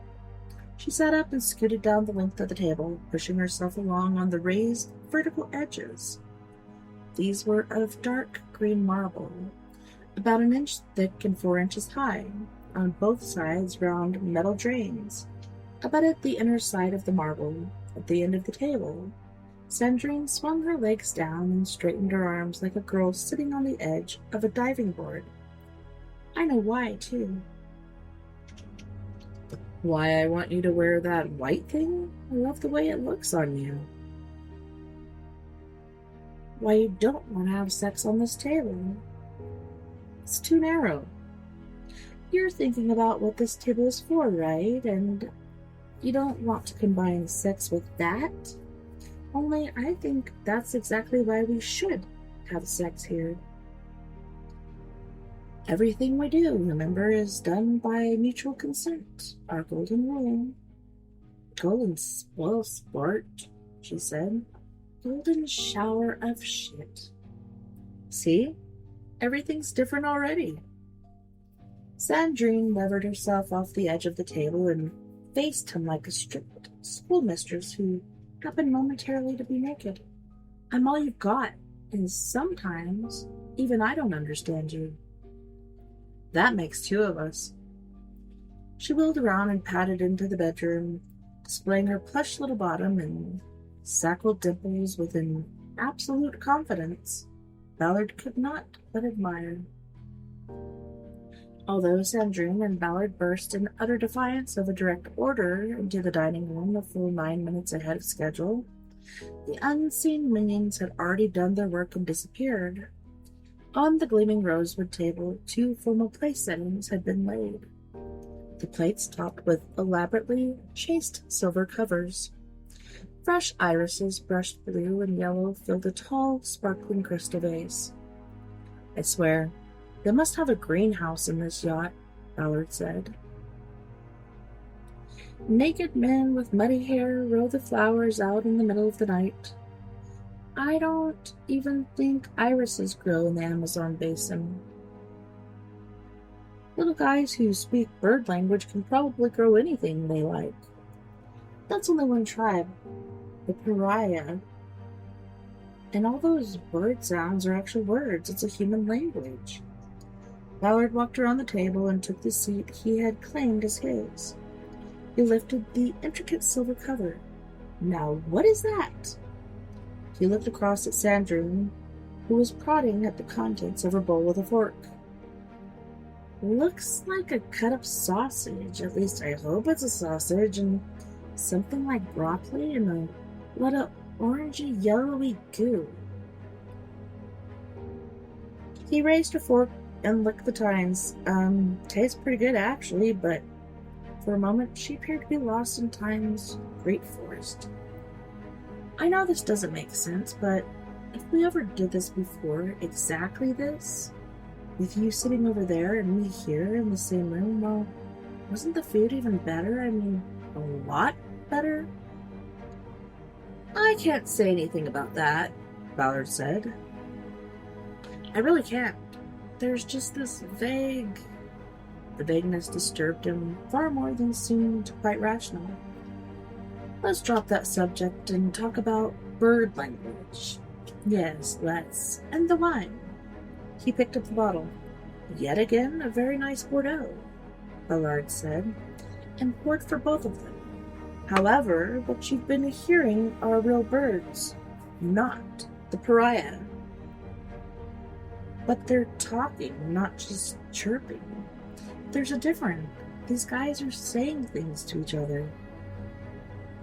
Birds talk to one another. I mean, they sing. She was right about one thing, though. In a funky, down-home way, the stew-like dish was delicious. She thrust away the feeling that it should have been 100, 1,000 times more delicious, that once it, or something rather like it, had been paradisiacal. Birds don't sing in sentences or in paragraphs like these guys do. They still can't be the pariah. The pariah live about 500 miles away on the Peruvian border. Your ears aren't as good as mine. You don't really hear them. Oh, I hear plenty of birds.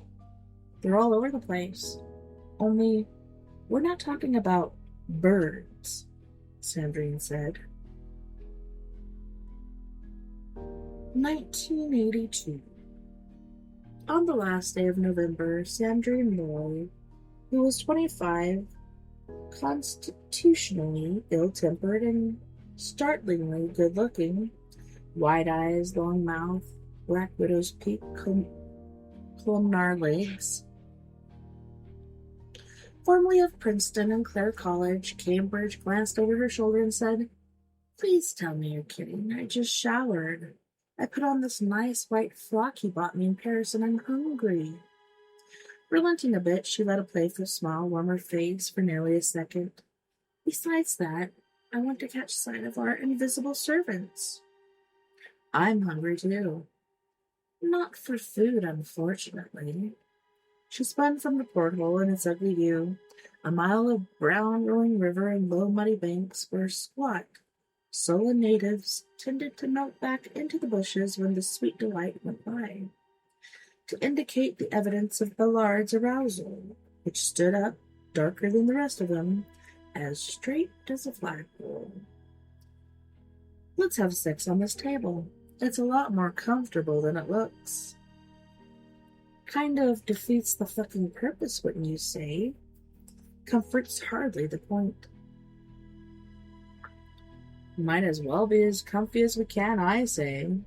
He raised his arms to let his hands drape from the 4-inch marble edging on the long steel table. "There's plenty of space on this thing, you know. More than in your bed at Clare. Maybe you're not as porky as I thought you were." "Careful, careful. If you insult me, I'll make you pay for it." At 50, Ballard had put on some extra weight, but it suited them. His shoulders were still wider, far than his hips, and his belly more nascent than actual. His hair longer than that of most men his age, and just beginning to show threads of gray within the luxuriant brown framed his wide brow and executive face. He looked like an actor who had made a career of playing senators, doctors, and bankers. Ballard's real profession was that of a fixer to an oversized law firm in New York, with a satellite office in Hong Kong, where he had grown up. The weight of muscle in his arms, shoulders, and legs reinforced the hint of stubborn determination, even perhaps brutality in his face, suggestion that if necessary, he would go a great distance and perform any number of grim deeds to do what was needed. Scars both long and short, scars like snakes, zippers, and tattoos bloomed here and there on his body. "Promises, promises," she said. "But just for now, get up and get dressed, please. The sight of you admiring your own dick doesn't do anything for me." "Oh, really? Well, I do like the way you can still stick straight up into the air like a happy little soldier at your age, but men are so soppy about their penises. You're all queer for yourselves. You more so than most, Ballard." "Ouch," he said and sat up. "I believe I'll put my clothes on now, Sandrine." "Don't take forever, all right? I know it's only the second day, but I'd like to get a look at them while they're setting the table, because someone, maybe even two someones, does set the table." Ballard was already in the bedroom, pulling from their hangers a pair of white linen slacks and a thick, long-sleeved white cotton t-shirt. In seconds, he had slipped into these garments and was sliding his sun-tanned feet into rope-soled clogs. "So let's move," he said, coming out of the bedroom with a long stride, his elbows bent, his forearms raised. From the dining room came the sharp, distinctive chirping of a bird. 2 notes, the second one higher, both clear and as insistent as the call of a bell. Ballard glanced at Sandrine, who seemed momentarily shaken.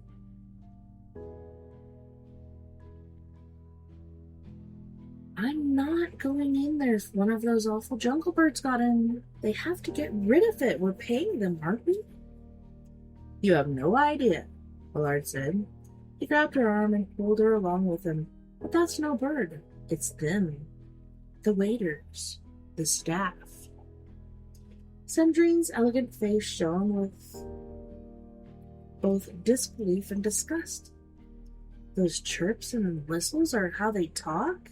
Didn't you hear them last night and this morning? When he pulled again at her arm, she followed along, reluctance visible in her stance, her gait, the tilt of her head. I'm talking about birds, and they weren't even on the yacht. They were on shore. They were up in the air. Let's see what's in here. 6 or 7 minutes remained until the official start of dinner time, and they had been requested never to enter the dining room until the exact time of the meal. Ballard threw the door open and pulled her into the room with him. Silver cover rested on the Royal Doulton china, and an uncorked bottle of the distinguished Bordeaux stood precisely at the midpoint between the two place settings. 3 inches to its right, a navy blue and royal purple orchid thick enough to eat leaned, as if languishing against the side of a small square crystal vase. The air seemed absolutely unmoving. Through the thumb holes at the tops of the plate covers rose a dense, oddly meaty odor of some unidentifiable food. Missed him again, damn it! Sandrine pulled her arm over Ballard's grasp and moved a few steps away. But you have noticed that there's no bird in here, not so much as a feather. So it got out. I know it was here, Ballard. She spun on her 4-inch heels, giving the room a fast 360-degree inspection. Their dining room, roughly oval in shape, was lined with glassed and bookshelves of dark-stained oak, containing perhaps 500 books, most of them mid to late 19th and early 20th century novels, ranked alphabetically by author, regardless of genre. The jackets had been removed, which Ballard minded a bit. 3 feet in front of the bookshelves on the deck side, which yielded space to 2 portholes and a door, stood a long wooden table with a delicately inlaid top. A real table unlike the one in the room they had just left, which was more like a workstation in the laboratory. The real one was presumably for setting out buffets. The first door opened out onto the deck. Another at the top of the oval led to their large and handsomely furnished sitting room, with reading chairs and lamps, 2 sofas paired with low tables, a bar with a great many bottles of liquor, 2 red lacquered cabinets they had as yet not explored, and an air of many small precious things set out to gleam under parlor's low lighting. The 2 remaining doors in the dining room were on the interior side. One opened into the spacious corridor and ran the entire length of their suite and gave access to the deck on both ends. The other revealed a gray passageway and a metal staircase that led up to the captain's deck and cabin and down into the engine room galley and quarters for the yacht's small, unseen crew. So it kept all its feathers, said Sandrine. If you don't think that's possible, you don't know doodly squat about birds. What isn't possible, said Ballard, is that some giant parrot got out of here without opening a door or a porthole. One of the waiters let it out, dummy. One of those handsome Spanish-speaking waiters. They sat on the opposite sides of the stately table. Ballard smiled at Sandrine, and she smiled back in rage and distrust. Suddenly and without warning, he remembered the girl she had been on Park Avenue at the end of the 60s. Gawky, graceful, brilliantly surly, her hair and wardrobe goofy, claiming him as he had claimed her with a glance. He had rescued her father from ruinous shame and a long jail term, but as soon as he had seen her, he understood that his work had just begun, and that it would demand restraint, sacrifice, patience, and adamantine caution. A 3 count, he asked.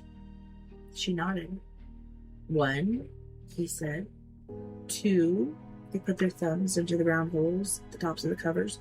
3, they raised the covers, releasing steam and smoke and a more concentrated, powerful form of meaty odor. Wow, what is that? Yellow-brown sauce or gravy covered a long curved strip of foreign matter. Exhausted vegetables that looked a little like okra and string beans, but were other things altogether, lay strewn in limp surrender beneath the gravy. All of a sudden, I'm really hungry, said Sandrine. You can't tell what it is, either. Ballard moved the strip of unknown meat back and forth with his knife. Then he jabbed his fork into it. A watery yellow fluid oozed from the punctures. God knows what this is.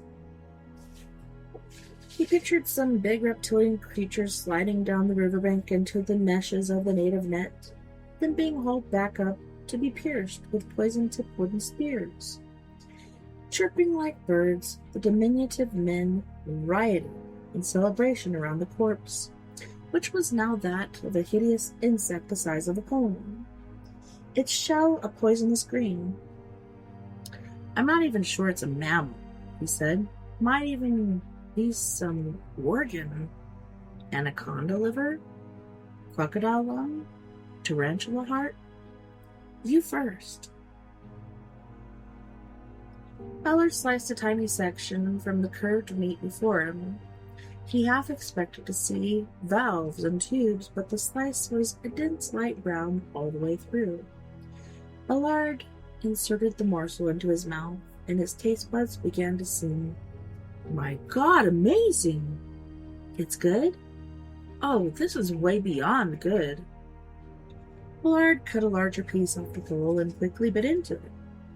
Yes, there it was again, but more sumptuous, almost floral in its delicacy and grounded in some profoundly satisfactory flavor, like that of a great single-barreled bourbon laced with a dark, subversive French chocolate, subtly strength, sweetness.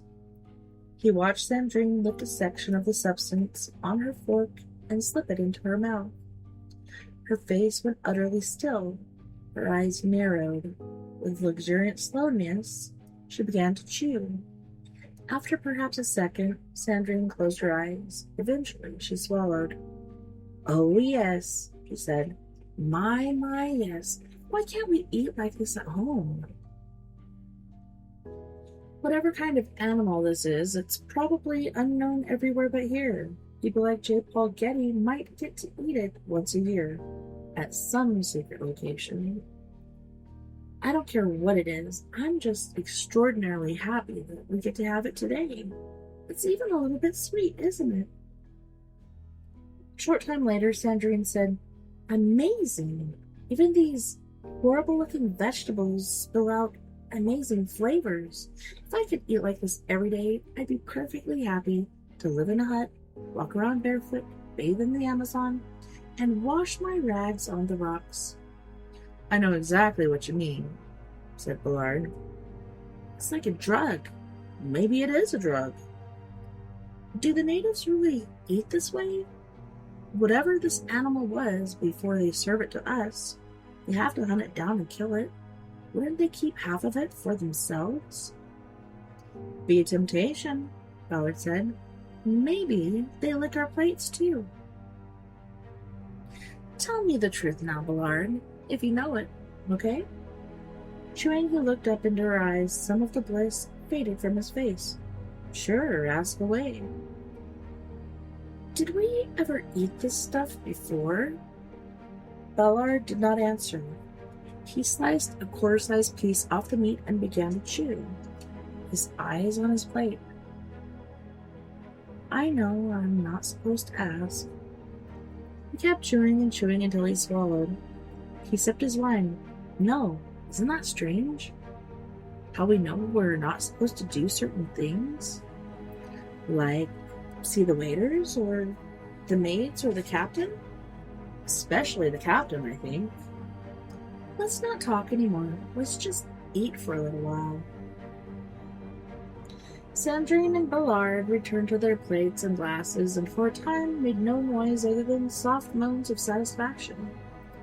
When they had nearly finished, Sandrine said, "There are so many books on this boat, it's like a big library. Do you think you've ever read one?" "Do you?" "I have the feeling. Well, of course that's the reason I'm asking, in a way. I mean, in a real way. We've never been here before. On the Amazon? Absolutely not. My husband, besides being continuously unfaithful, is a total asshole who never pays me any attention at all, unless he's angry with me, but he's also tremendously jealous and possessive. For me to get here to be with you required an amazing amount of secret organization. D-Day didn't take any moat planning than this trip. On the other hand, I have a feeling I once read at least one of these books." "I have the same feeling." "Tell me about it. I want to read it again and see if I remember anything." "I can't, but, well, I think I might have once seen you holding a copy of Little Dorrit, the Dickens novel." "I went to Princeton and Cambridge. I know who wrote Little Dorrit," she said, irritated. "Wait, did I ever throw a copy of that book overboard?" "Might have." "Why would I do that?" Ballard shrugged. "To see what would happen." "Do you remember that?" "It's tough to say what I remember. Everything was always different, but it's different now. I sort of remember a book, though, a book from this library. Tono Bungay, H.G. Wells. Didn't like it much." "Did you throw it overboard?" "I might have, yes. I actually might have." He laughed. "I think I did. I mean, I think I'm throwing it overboard right now, if that makes sense." "Because you don't like it?" Ballard laughed and put down his knife and fork. Only a few bits of the vegetables and piece of meat, the size of an apple sliced in half, remained on his plate. "Stop eating and give me your plate." It was almost exactly as empty as his, though Sandrine's plate still had 2 swirls of yellow sauce. "Really? I want to show you something." Reluctantly, she lowered her utensils and handed him her plate. Ballard scraped the contents of his plate onto hers. He got to his feet and picked up a knife and the plate that had been Sandrine's. "Come out on the deck with me." When she stood up, Sandrine glanced at what she had only briefly and partially perceived as a hint of motion at the top of the room. But for the first time, she took in a dun-colored curtain hung 2 or 3 feet before the end of the oval. What looked to be a brown and sun-tanned foot, smaller than a normal adult's and perhaps a bit grubby, was just now vanishing behind the curtain. Before Sandrine had deciphered what she thought she had seen, it was gone. "Just see a rat?" asked Ballard. Without intending to assent, Sandrine nodded. "One was out on deck this morning. Disappeared as soon as I spotted it. Don't worry about it, though. The crew, whoever they are, will get rid of them. At the start of the cruise, I think there are always a few rats around. By the time we really get in gear, they're gone." "Good," she said, wondering if the waiters are these really, really short Indian guys who they hate us enough to make us eat rats. She followed him through the door between the 2 portholes into pitiless sunlight, and crushing heat made even less comfortable by the dense, invasive humidity. The invisible water saturating the air pressed against her face like a steaming washcloth, and moisture instantly coated her entire body. Leaning against the rail, Ballard looked cool and completely at ease. "I forgot we had air conditioning," she said. "We don't." Vents move the air around somehow. Works like magic, even when there's no breeze at all. Come over here. She joined him at the rail. 50 yards away, what might have been human faces peered at them through a dense screen of jungle. Weeds with thick vegetable leaves of a green so dark it was nearly black. The half-seen faces resembled masks, empty of feeling. Remember saying something about being happy to bathe in the Amazon? About washing your clothes in the river? She nodded. You never want to go into this river. You don't even want to stick the tip of your finger in that water. Watch what happens now. Our native friends came out to see this. You should too. The Indians knew you were going to put on this demonstration? How could they? Don't ask me, ask them. I don't know how they do it. Willard leaned over the railing and used his knife to scrape the few things on the plate into the river. Even before the little knuckles of meat and gristle, the shreds of vegetables, the liquid strings of gravy landed in the water. A 6-inch circle of turbulence boiled up on the slow-moving surface. When the bits of food hit the water, the boiling circle widened out into a 3-foot thrashing chaos of violent little fish tails and violent little green fishy fish backs with violent tiny green fins, all in furious motion. The fury lasted about 30 seconds, then disappeared back under the river's sluggish brown face. Like Christmas dinner with my husband's family, Cedrine said. When we were talking about throwing Tano Bungay and little Dorit into the river to see what would happen, the fish ate the books? They'll eat anything that isn't metal. So our little friends don't go swimming all that often, do they? They never learn how. Swimming is death. It's for people like us. Let's go back in, okay? She rolled around and struck his chest hard with a pointed fist. I want to go back to the room with the table in it, our table, and this time you can get as hard as you like. Don't I always? He asked. Oh, Cedric said. I like that always. And yet, it's always different. I bet I'm always different, said Sandrine. You'd stay pretty much the same.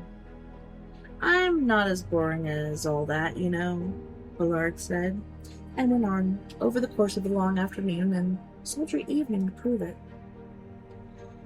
After breakfast the next morning, Sandrine, hissing with pain, her skin clouded with bruises, turned on him with such fury that he gasped in joy and anticipation.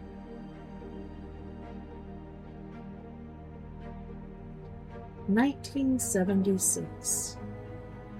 End of November. Hot, sticky, muggy.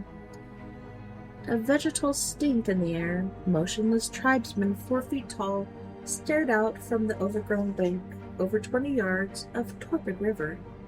They seemed to hold, bows without arrows, though the details swam backward into the layers of folded green.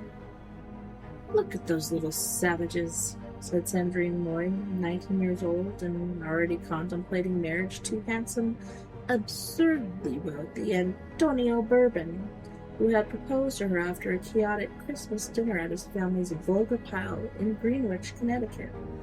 That she knew marriage to Antonio would prove to be an error of sublime proportions gave the idea most of its appeal. We're putting on a travel circus for their benefit. Doesn't that sort of make you detest them? I don't detest them at all, Ballard said. Actually, I have a lot of respect for those people. I think they're mysterious. So much gravity. So much silence. They understand a million things we don't, and what we do manage to get, they know about in another way, a more profound way. You're wrong. They're too stupid to understand anything. They have mud for dinner. They have mud for brains. And yet, Ballard said, smiling at her, as if they knew they had been insulted and seemingly without moving out of position, the river people had begun to fade back into the network of dark, rubbery leaves. in which they had for a long moment been framed. And yet what? They knew what we were going to do. They wanted to see us throwing those books into the river, so out of the bushes they popped, right at the time we walked out on deck. Her conspicuous black eyebrows slid near each other, creating a furrow. She shook her beautiful head and opened her mouth to disagree. Anyway, Cedrine, what did you think of what happened just now? Any responses? Reflections? What do I think of what happened to the books? What do I think of the fish? Of course, Allard said. It's not all about us. He leaned back against the rail, communicating utter ease and confidence. He was 44, attired daily in dark tailored suits and white shirts that gleamed like a movie star's smile, the repository of 1,000 feral secrets, at home, everywhere in the world.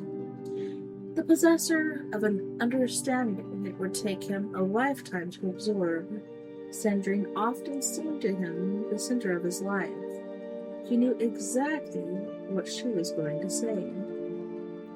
I think the fish are astonishing, she said. I mean it, astonishing. Such concentration, such power, such complete hunger. It was breathtaking. Those books didn't last more than 5 or 6 seconds. All that thrashing. My book lasted longer than yours, but not by much. Little Dorita's a lot longer than Tano Bungay. More paper, more thread, more glue. I think they're especially hot for glue. Maybe they're just hot for Dickens. Maybe they're speed readers, said Cedrine. What do we know? What do we do now? What we came here to do, Allard said, and moved back to swing open the dining room door and froze in mid-step. Forget something? I was having the oddest feeling, and I just now realized what it is. You read about it all the time, so you think it must be pretty common, but until a second ago, I don't think I'd ever before had the feeling that I was being watched, not really. But now you did? Yes. He strode up to the door and swung it open. The table was bare and the room was empty. Cedrine approached and peeked over his shoulder. He had both amused and dismayed her. The great Ballard exhibits a moment of paranoia. I think I've been wrong about you all this time. You're just another boring old creep who wants to fuck me.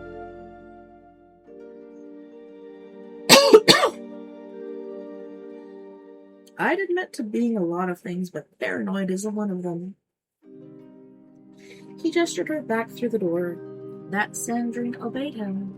Seemed to take both of them by surprise. How about being a boring old creep? I'm not really so sure I want to stay here with you. For one thing, and I know this is not related, the birds keep waking me up, if they are birds. He cocked his head, interested. What else could they be? Please tell me. Indulge a boring old creep. The maids and the waiters and the sailor guys? The cook? The woman who arranges the flowers? You think they belong to that tribe that speaks in bird calls? Actually, how did you ever hear about them? My anthropology professor was one of the people who first discovered that tribe. The piranhas. Know what they call themselves? The tall people. Not very observant, are they? According to the professor, they worshipped a much older tribe that had disappeared many generations back. Miracle people, healers, shamans, and warriors. The old ones, they called them, but the old ones called themselves we. You always have to put in boldface. My professor couldn't stop talking about these tribes. He was so full of himself. So vain. Kept staring at me. Vain, ugly, and vicarous. My favorite trifecta. The memory of her anthropology professor, with whom she had clearly gone through the customary adoration, boredom, disgust cycle of student-teacher love affairs, had put Cedrine in a sulky, dissatisfied mood. You made a lovely little error about 30 seconds ago. The tribe is called the pariah, not the piranhas. Pariahs are the fish you fall in love with. Oh, she said, brightening up. So the pariah eat piranhas? Other way around, more likely, but the other people on the blinding light can't be pariah. We are hundreds of miles from their territory. You are genius. Why did I ever let myself get talked into coming here anyhow? You fell in love with me the first time you saw me in your father's living room, remember? And although it was tremendously naughty of me, in fact, completely wrong and immoral, I took one look at your stupid sweatshirt and your stupid pigtails and fell in love with you on the spot. You were perfect. You took my breath away. It was like being struck by lightning. He inhaled hugely. And here I am, 38 years of age, height of my powers, capable of performing miracles on behalf of our clients. Exactly as I pulled off, not to say any more about this, a considerable miracle for your father. Plus, I am a fabulously eligible man, a tremendous catch, but what do you know? Still unmarried. Instead of a wife or even a steady girlfriend, there's this succession of innate young women from 25 to 30. These Heathers and Ashleys, these Morgans and Emilys, who, much of their dismay, grow less and less infatuated with me the more time we spend together. You're always so distant, one of them said. You're never really with me. And she was right. I couldn't really be with her because I wanted to be with you. I wanted us to be here. Deeply pleased, Adrien said, You're such a pervert. Yet something in what Ballard had evoked was making the handsome dining room awkward and dark. She wished he wouldn't stand still. There's no reason why he couldn't go into the living room or the other way. Into the room where terror and fascination beckoned. She wondered why she was waiting for Ballard to decide where to go, and as he spoke of seeing her for the first time, was assailed by an uncomfortably precise echo from the day in question. Then, as now, she had been rooted to the floor in her family's living room beyond the windows, familiar Park Avenue humming with traffic. She only in that moment became aware she heard. Sandrine had been paralyzed. Every inch of her face had turned hot red. She felt intimate with Ballard before she had even begun to learn what intimacy meant. Before she had left the room, she waited for him to move between herself and her father, then pushed up the sleeves of the baggy sweatshirt and revealed the inscriptions of self-loathing, self-love, desire, and despair upon her pale forearms. You're pretty weird, too. You just had your 15th birthday, and here you were, godsmacked by this old guy in a suit. You even showed me your arms. I could tell what made you salivate. She gave him a small, lopsided smile. So, why were you there anyhow? Your father and I were having a private celebration. Of what? Every time she asked this question, he gave her a different answer. I made the fearsome problem of this old library finds disappear. Poof! No more late-night sweats. Previously, Ballard had told her that he'd got her father off jury duty, had canceled his parking tickets, retroactively upgraded his B- in introductory chemistry to an A. Yeah, what a relief. My father never walked into a library his whole life. You could see why the fine was so great, he blinked. I just had an idea.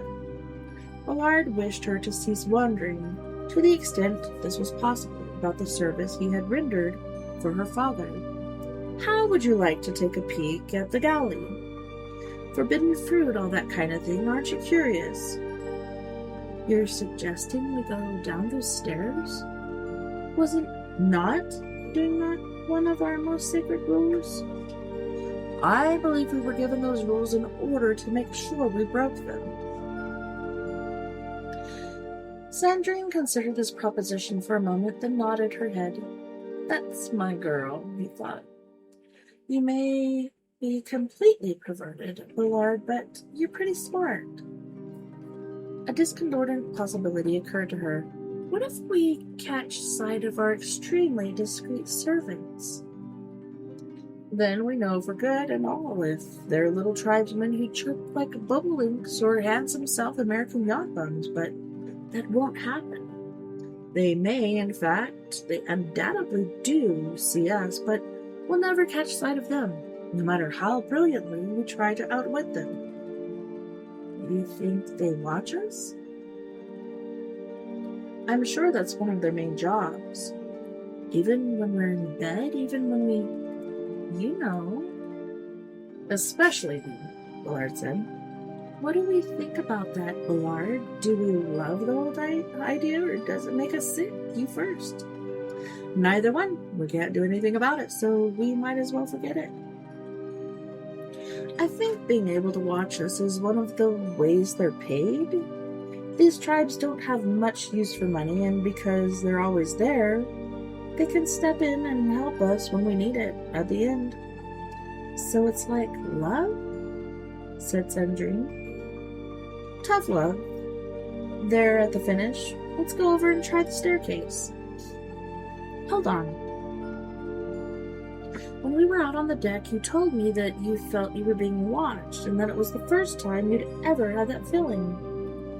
Yeah, that was different. I don't feel the natives watching me, I just assume they're doing it. It's the only way to explain how they could stay out of sight all the time. As they moved across the dining room to the inner door, for the first time, Sandrine noticed a curtain the color of a dark camel hair coat hanging up at the top of the room's oval. Until that moment, she had taken it for a wall too small and oddly shaped to be covered with bookshelves. The curtain shifted a bit. She thought a tiny ripple occurred in the fabric as if it had been breathed upon.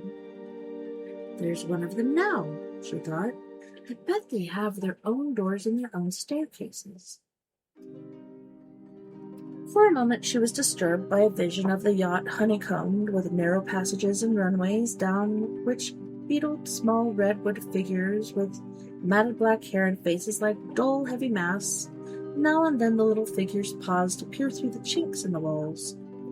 It made her feel violated a little, but at the same time immensely proud of the body that the unseen and silent attendants were privileged to gaze at. The thought of these mysterious little people watching what Willard did to that body and she to his caused a thrill of deep feeling to course upward through her body.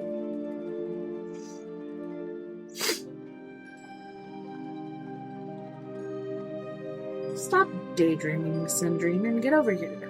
Willard held the door that led to the gray landing and the metal staircase. You go first, she said, and Willard moved through the frame while still holding the door. As soon as she was through, he stepped around her to grasp the gray metal rail and began moving down the stairs. What makes you so sure the galley's downstairs? Galleys are always downstairs. And why do you want to go there again? 1, because they ordered us not to. 2, because I'm curious about what goes on in that kitchen. And 3, I also want to get a look at the wine cellar. How can they keep giving us these amazing wines? Remember what we drank with lunch? Some stupid red. It tasted good, though. That stupid red was a 55 Chateau Petrus, 2 years older than you. Willard led her down, perhaps another dozen steps, arrived at the landing and saw one more long staircase leading down to yet another landing. How far down can this galley be? She asked. Good question. This boat has a bottom after all. It has a hole, yes. Shouldn't we actually have gone past it by now? The bottom of the boat? You'd think so. Okay, maybe this is it. The final stair ended at a gray landing that opened out into a narrow gray corridor leading to what appeared to be a large empty room. Ballard down into the big space and experienced a violent reluctance, a mental and physical refusal to go down there and look further into the room.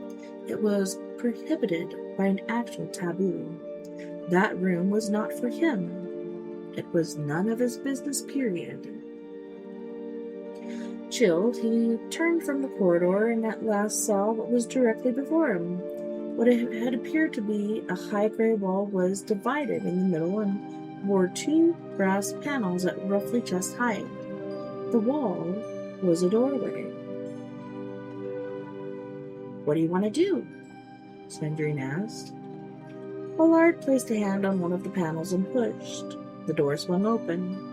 Revealed a white tile floor, metal racks filled with cast iron pans, steel bowls, and other cooking implements. The light was a low, diffused dimness against the side wall. 3 sinks of varying sizes bulged downward beneath their faucets. You could see the inner edge of a long, shiny metal counter. Far back, a yellow propane tank clung to a range with 6 burners, 2 ovens, and a big griddle. A faint mewing, a tiny scritch, scritch, scritch came to him from the depths of the kitchen. "Look, is there any chance?" Sandrine whispered. In a normal voice, Ballard said, "No, they're not in here right now. Whoever they are, I don't think they are anyhow." "So, does that mean we're supposed to go inside?" "How would I know?" He looked over his shoulder at her. "Maybe we are not supposed to do anything and we just decide one way or the other, but here we are, anyhow. I say we go in, right? If it feels wrong, smells wrong, whatever, we boogie on out." "You first," she said. Without opening the door any wider, Ballard slipped into the kitchen. Before he was all the way in, he reached back and grasped Sandrine's wrist. "Come along now." "You don't have to drag me. I was right behind you, you bully." "I'm not a bully. I just don't want to be in here by myself." "All bullies are cowards, too." She edged in behind him and glanced quickly from side to side. "I didn't think you could have a kitchen like this on a yacht." "You can," he said. "Look at that gas range. It must weigh 1,000 pounds." She yanked her wrist out of his hand. "It's hard to see in here, though. Why is the light so fucking weird?" They were edging away from the door, Sandrine so close behind that Ballard could feel her breath on his neck. "There aren't any light fixtures, see? No overhead lights either."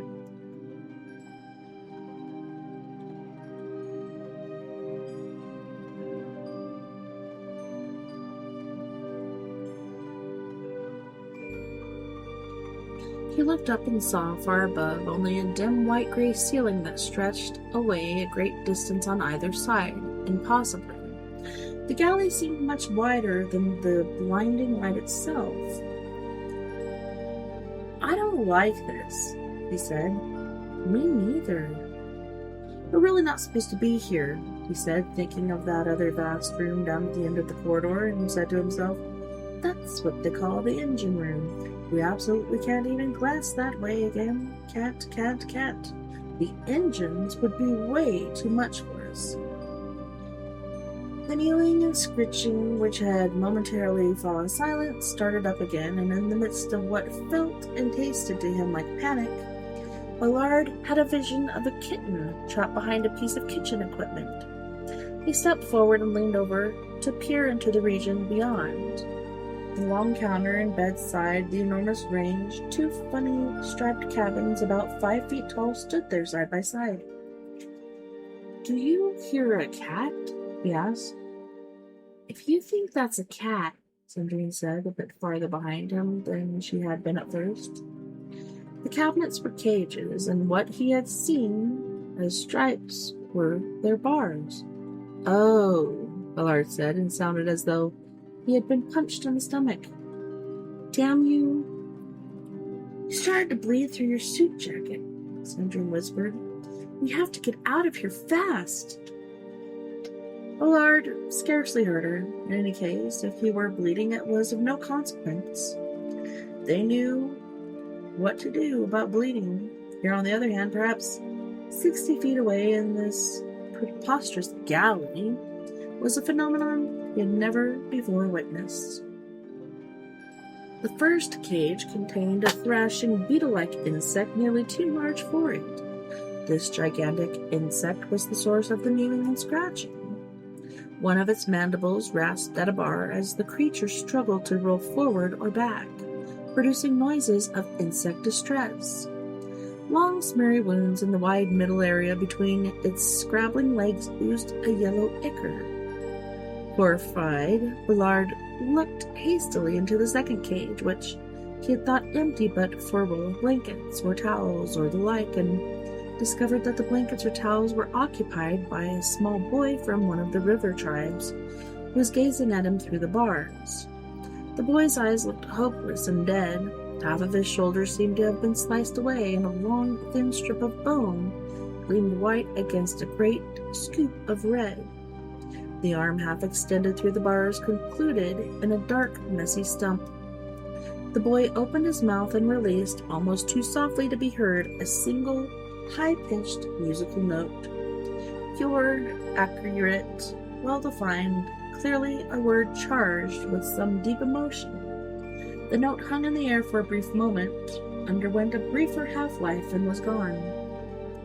"What's that?" Cendrine said. "Let's get out of here." He pushed her through the door, raced around her, and began charging up the stairs. When they reached the top of the steps and threw themselves into the dining room, Ballard collapsed onto the floor, then rolled onto his back, heaving in great quantities of air.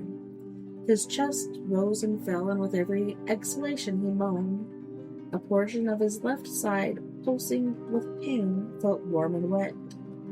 Cendrine leaned against the wall, breathing heavily in a less convulsive way. After perhaps 30 seconds, she managed to say, "I trust that was a bird down there?" Yes." He placed his hand on his chest, then held it up like a stop sign, indicating that he would soon have more to say. After a few more great, heaving lungfuls of air, he said, "Toucan in a big cage." "You were that frightened by a kind of parrot?" He shook his head slowly from side to side on the polished floor. "I didn't want them to catch us down there. It seemed dangerous all of a sudden. Sorry." "You're bleeding all over the floor. Can you get me a new bandage pad?" Cendrine pushed herself off the wall and stepped toward him. From his perspective, she was as tall as a statue. Her eyes glittered. "Screw you, Ballard. I'm not your servant. You can't come with me. It's where we're going anyhow." He pushed himself upright and peeled off his suit jacket before standing up. The jacket fell to the floor with a squishy thump. With blood-dappled fingers, he unbuttoned his shirt and let that too fall to the floor. "Just leave those things there," Cendrine said. "The invisible crew will take care of them." "I imagine you're right." Ballard managed to get to his feet without staggering. Slow-moving blood continued to ooze down his left side. "We have to get you on the table," Cendrine said. "Hold this over the room for right now, okay?" She handed him a folded white napkin, and he clamped it over his side. "Sorry, I'm not as good at stitches as you are."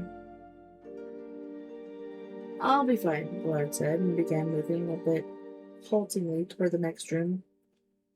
"Oh, sure, you always are, but you know what I like about what we just did?" For once, he had no idea what she might say. He waited for it. "That amazing food we love so much was toucan. Who would have guessed? You'd think toucan would taste sort of like chicken, only a lot worse." "Life is full of surprises." In the bedroom, Ballard kicked off his shoes, pulled his trousers down over his hips, and stepped out of them.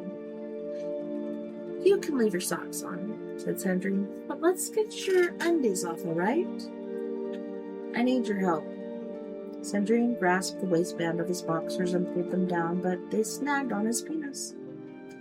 Ballard is aroused. Surprise number 2. She unhooked his shorts, let them drop to the floor, batted his erection down, and watched it bounce back up. Barkus is willing, all right. Let's get into the workroom, he said.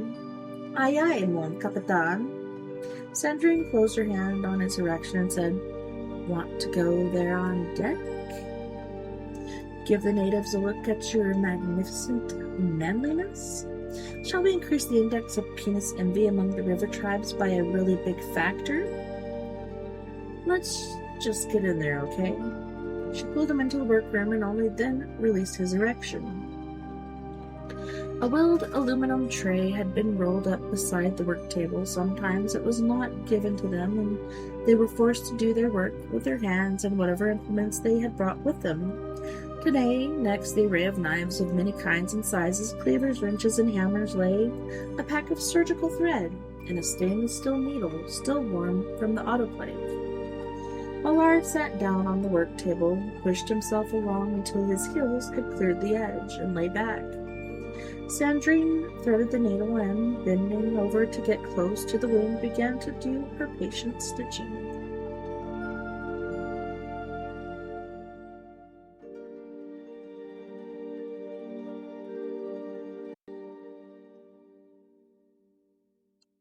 "1982. Oh, here you are," said Sandrine, walking into the sitting room of their suite to find Ballard lying on one of the sofas, reading a book whose title she could not quite make out because both of his hands were heavily bandaged. He was having some difficulty turning the pages. "I've been looking all over for you." He glanced up, frowning. "All over? Does that mean you went down the stairs?" "No, of course not. I wouldn't do anything like that alone, anyhow." "And just to make sure, you didn't go up the stairs either, did you?" Sandrine came toward him, shaking her head. "No, I'd never do that either. But I want to tell you something. I thought you might have decided to take a look upstairs by yourself to sort of protect me in a way I never want to be protected." "Of course," Allard said, closing his book on an index finger that protruded from the bulky white swath of bandage. "You'd hate me if I ever tried to protect you, especially by doing something sneaky. I knew that about you when you were 15 years old." "When I was 15, you did protect me." He smiled at her. "I exercised an atypical amount of restraint." His troublesome client, Sandrine's father, had told him one day that a business venture required him to spend a week in Mexico City. Could he think of anything acceptable that might occupy his daughter during that time? She being a teenager, a bit too prone to independence and exploration, yet her stay with me, Ballard had said. "The guest room has its own bathroom and a TV.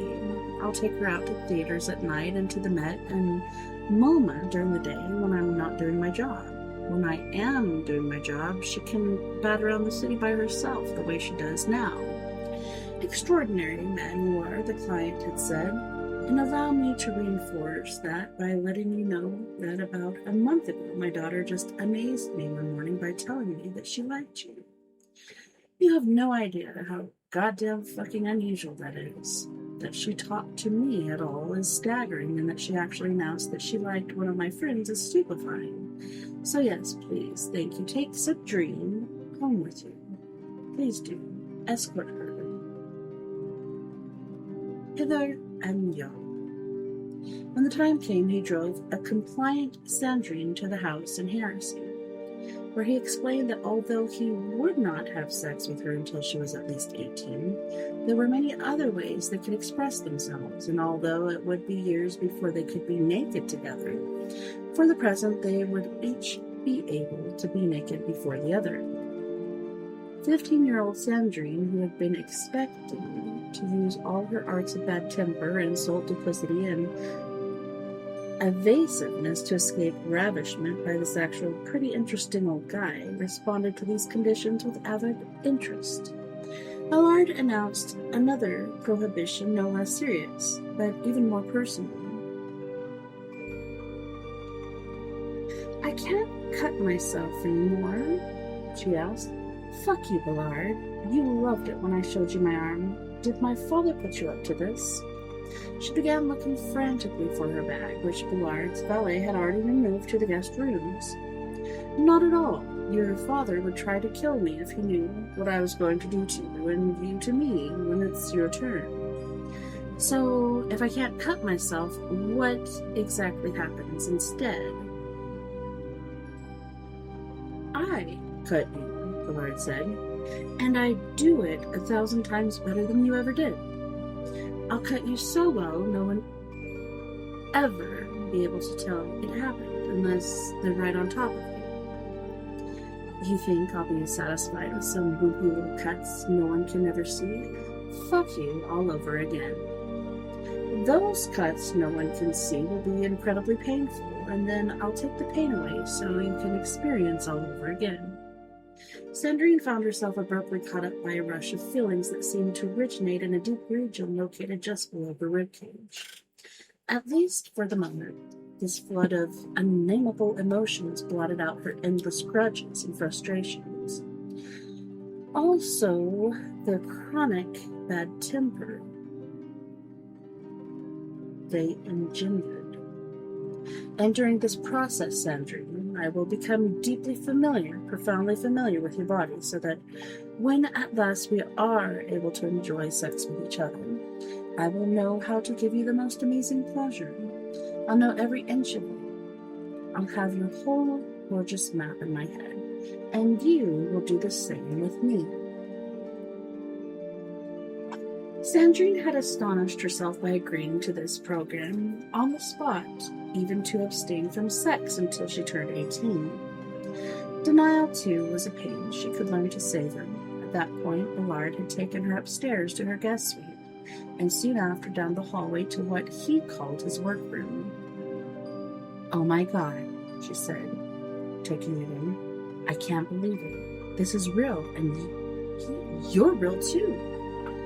During the next 3 years, whenever you start hating everything around you and feel as though you'd like to cut yourself again, remember that I'm here. Remember that this room exists. There'll be many days and nights when we can be here together. In this fashion had Sandrine endured the purgatorial remainder of her days at Dalton, and when she and Ballard had last made love, pleasure and pain had become presences nearly visible in the room at the moment she screamed in the ecstasy of release. "You dirty, dirty, dirty old man," she said, laughing. 4 years after that, Ballard overheard some Chinese bankers, clients of his firm for whom he had several times rendered his services, speaking in soft Mandarin about the yacht anchored in Amazon Basin. He needed no more.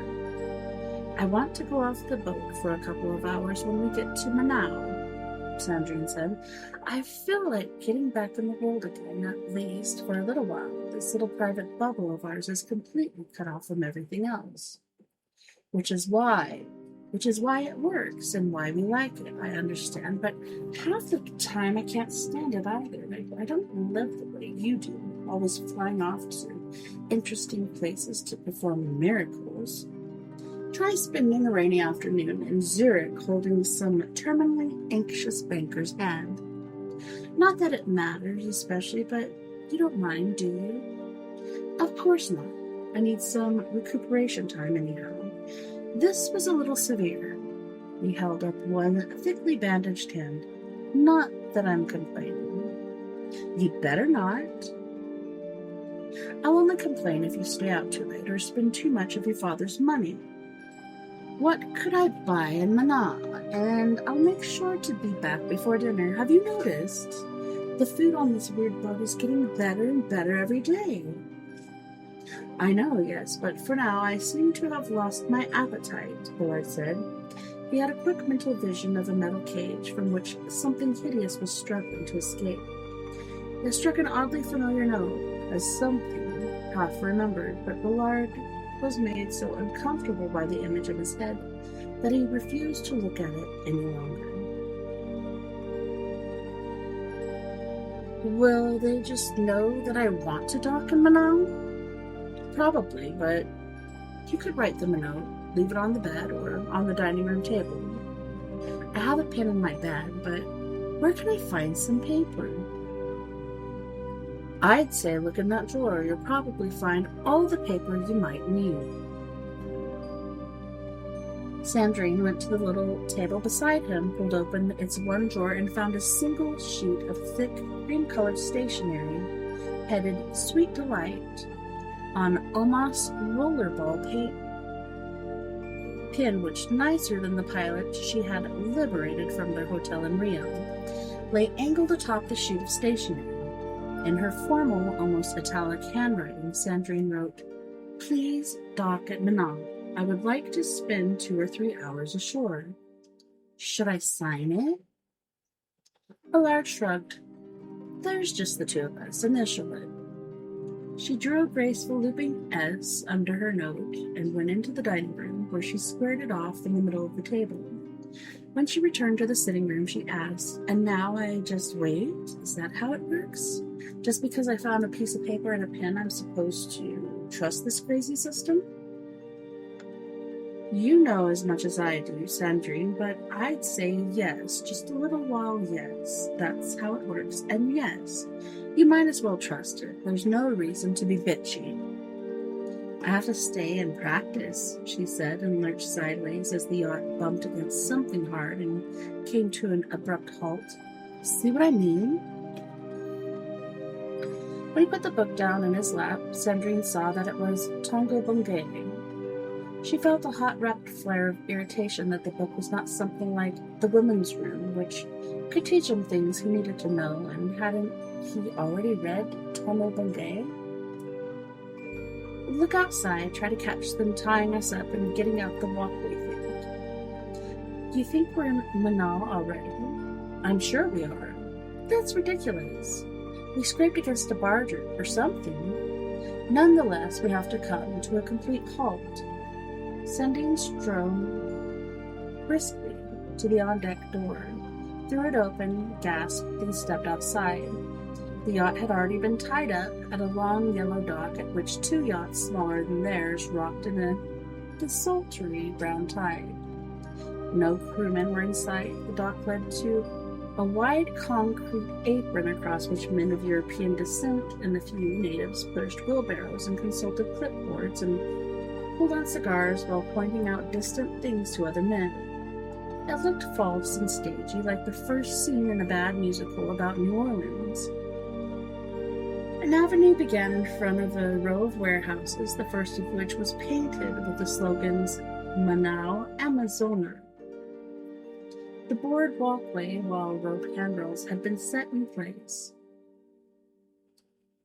"Yeah, okay," she said. "We really do seem to be docked at Manau." "Don't stay away too long."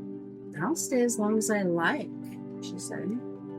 The avenue leading past the facades of the warehouses seemed to run directly into the center of the city, visible now to Sandrine as a gathering of tall office buildings and apartment blocks that thrust upwards from the jumble of their surroundings, like an outcropping of mountains. The skyscrapers were blue-gray in color, the lower surrounding buildings a scramble of brown, red, and yellow that made Sandrine think of Cézanne, even of Seurat. Dots of color that suggested walls and roofs. She thought she could walk to the center of the city in no more than 45 minutes, which left her about 2 hours to do some exploring and have lunch. Nearly an hour later, Sandrine trudged past the crumbling buildings and broken windows on crazed, tilted sidewalks under a domineering sun. Sweat ran down her forehead and cheeks and plastered her dress to her body. The air seemed half water in her lungs strained to draw in oxygen. The office buildings did not seem any nearer than at the start of her walk. If she had seen a taxi, she would have taken it back to the port, but only a few cars and pickups rolled along the broad avenue. The dark, half-visible men driving these vehicles generally leaned over their steering wheels and stared at her as if women were rare in Manau. She wished that she had thought to cover her hair and was sorry she had left her sunglasses behind. Then she became aware that a number of men were following How many, she could not tell, but more than 2. They spoke to each other in low, hoarse voices now and then, laughing at some remark sure to be at Sandrine's expense.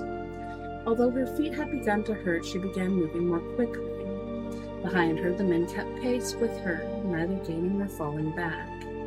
After another 2 blocks, Sandrine gave in to her sense of alarm and glanced over her shoulder. 4 men in dark hats and shapeless, slept-in suits had ranged themselves across the width of sidewalk. One of them called out to her in a language she did not understand. Another emitted a wet, mushy laugh. The men at the curb jumped down into the street, trotted across the empty avenue, and picked up his pace on the sidewalk opposite until he had drawn a little ahead of Sandrine. She felt utterly alone and endangered, and because she felt in danger, a scorching anger blazed up within her. At herself for so stupidly putting herself at risk, at the men behind her for making her feel frightened, for ganging up on her. She did not know what she was going to have to do, but she was not going to let those creeps get any closer to her than they were now. Twisting to her right, then to her left, Sandrine removed her shoes and rammed them into her bag. They were watching her. The river scum, even the man on the other side of the avenue, had stopped moving and was staring at her from beneath the brim of his hat. Literally testing the literal ground, Sandrine walked a few paces over the paving stones, discovered that they were at any rate not likely to cut her feet, gathered herself within, and like a racehorse bursting from the gate, instantly began running as fast as she could. After a moment in which her pursuers were paralyzed with surprise, they too began to run. The man on the other side of the street jumped down from the curb and began sprinting toward her. His shoes made a sharp tick-tick sound when they met the stony asphalt. As the ticks grew louder, Sandrine heard him inhaling great quantities of air. Before he could reach her, she came to the cross street and wheeled in, her bag bouncing at her hip, her legs stretching out to devour yard after yard of stony ground. Unknowingly, she had entered a slum. The structures on both sides of the street were half collapsed, huts and shanties made of mismatched wooden planks, of metal sheeting and tar paper. She glimpsed faces peering out of greasy windows and sagging, cracked open doors. Some of the shanties before her were shops with soft drink cans and bottles of beer right on the windowsills. People were spilling from little tar paper and sheet metal structures out into the street. Already congested with abandoned cars, empty push carts, and cartons of fruit for sale, garbage lay everywhere. The women who watched Sandrine streak by displayed no interest in her plight. Yet the slum's chaos was a blessing, Sandrine thought.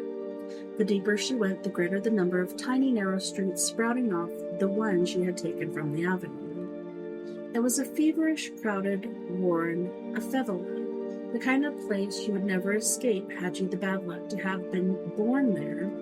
And while outside this rat's nest, the lead man chasing her had been getting dangerously near within its boundaries. The knots of people and obstacles of cars and carts and mounds of garbage had slowed him down. Sandrine found that she could dodge all of these obstacles with relative ease.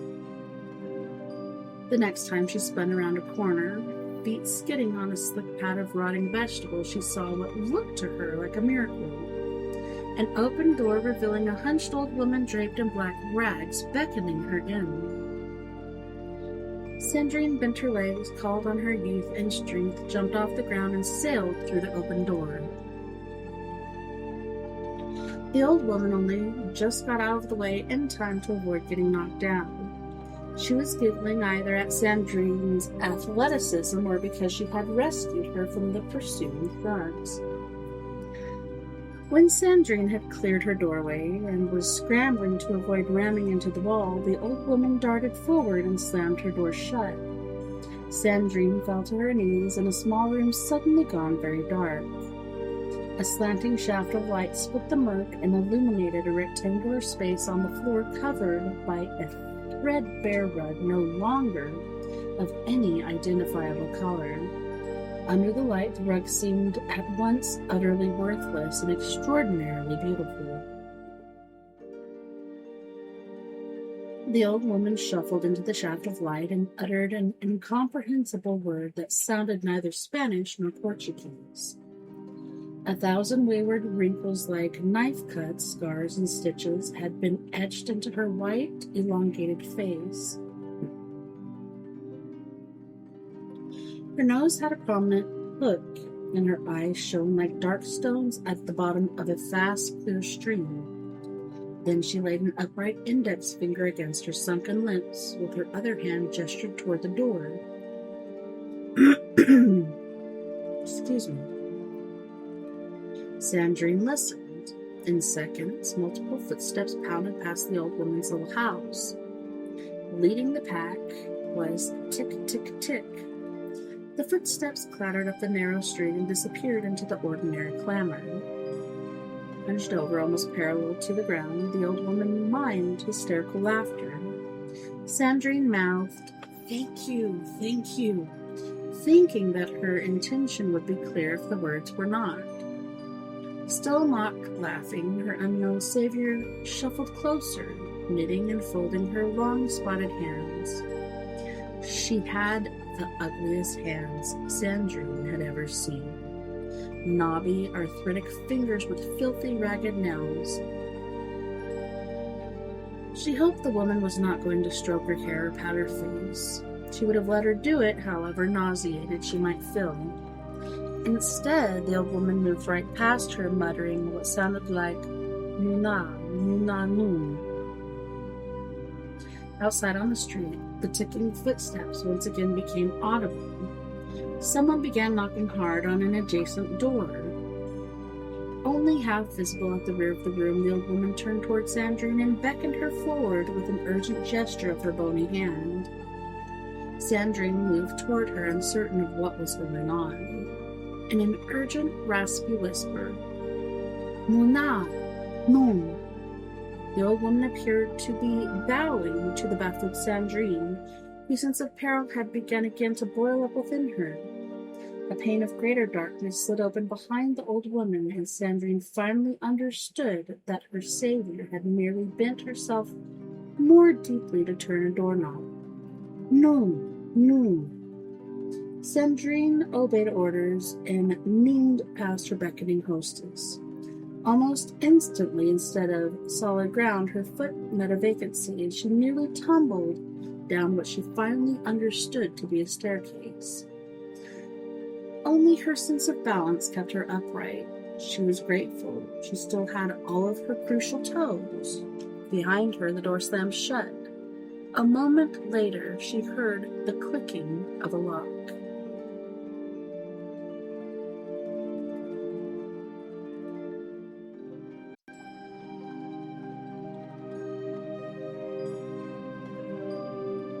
Back on the yacht, Ballard slipped a bookmark into Tunnel Bungay, and for the first time, at least for what he thought was the first time, regarded a pair of red lacquered cabinets against the wall beside him. Previously, he had taken them in, but never really examined them. About 4 feet high and 3 feet wide, they appeared to be Chinese and were perhaps moderately valued. Brass fittings with latch pins held them closed in front, so they were easily opened. The thought of lifting the pins and opening the cabinets aroused both curiosity and an odd dread in Ballard. For a moment, he had a vision of a great and forbidden room deep in the bowels of the yacht where enormous spiders ranged across rotting, heaped-up corpses. With wildly variant details, visions of exactly this sort of thing had visited Ballard ever since his adolescence. He shook his head to clear it of this vision, and when that failed, struck his bandaged left hand against the padded arm of the sofa. Bright, rolling waves of pain forced a gasp from him, and the forbidden room with its spiders and corpses shifted right back to wherever had given it birth. Was this the sort of dread he was supposed to obey, or the sort he was supposed to ignore? Or if not ignore, because that was always unwise and in some sense dishonorable, acknowledge but persist in the face of anyone. Cradling his throbbing hand against his chest, Willard let the hook slip off his lap and got to his feet, eyeing the pair of shiny cabinets. If asked to inventory the contents of the sitting room, he would have forgotten to list them. Presumably that meant he was supposed to overlook his foreboding and investigate the contents of these vertical little Chinese chests. They wanted him to open the cabinets if he wanted to. Still holding his electrocuted left hand to his chest, Willard leaned over and brought his exposed right index finger in contact with the box on the left. No heat came from it and no motion. It did not hum, it did not quiver, however delicately. At least 6 or 7 coats of lacquer had been applied to the thing. He felt as though he were looking into a deep river of red liqueur. Ballard hunkered and used his index finger to push the brass latch pin up and out of the ornate little block. It swung down on an intricate little cord he had not previously noticed. The door did not open by itself as he had hoped. Once again, he had to make a choice, for it was not too late to drop the brass pin back into its latch.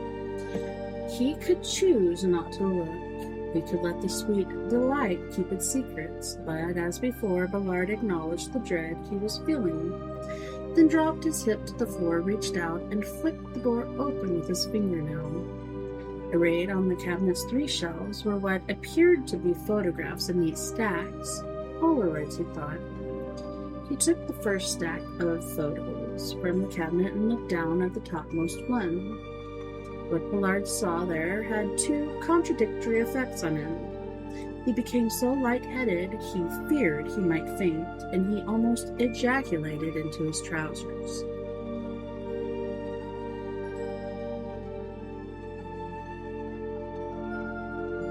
Taking care not to tumble, Sandrine moved in the darkness back to the top of the staircase, found the door with her fingertips and pounded. The door rattled in its frame but did not give. "Open up, lady!" she shouted. "Are you kidding? Open this door!" She banged her fists against the unmoving wood, thinking that although the old woman undoubtedly did not speak English, she could hardly misunderstand what Sandrine was saying. When her fists began to hurt and her throat felt ragged, the strangeness of what had just happened opened before her. It was like a fairy tale. She had been duped, tricked, flummoxed. She had been trapped. The world had closed on her as a steel trap snapped shut on the leg of a deer.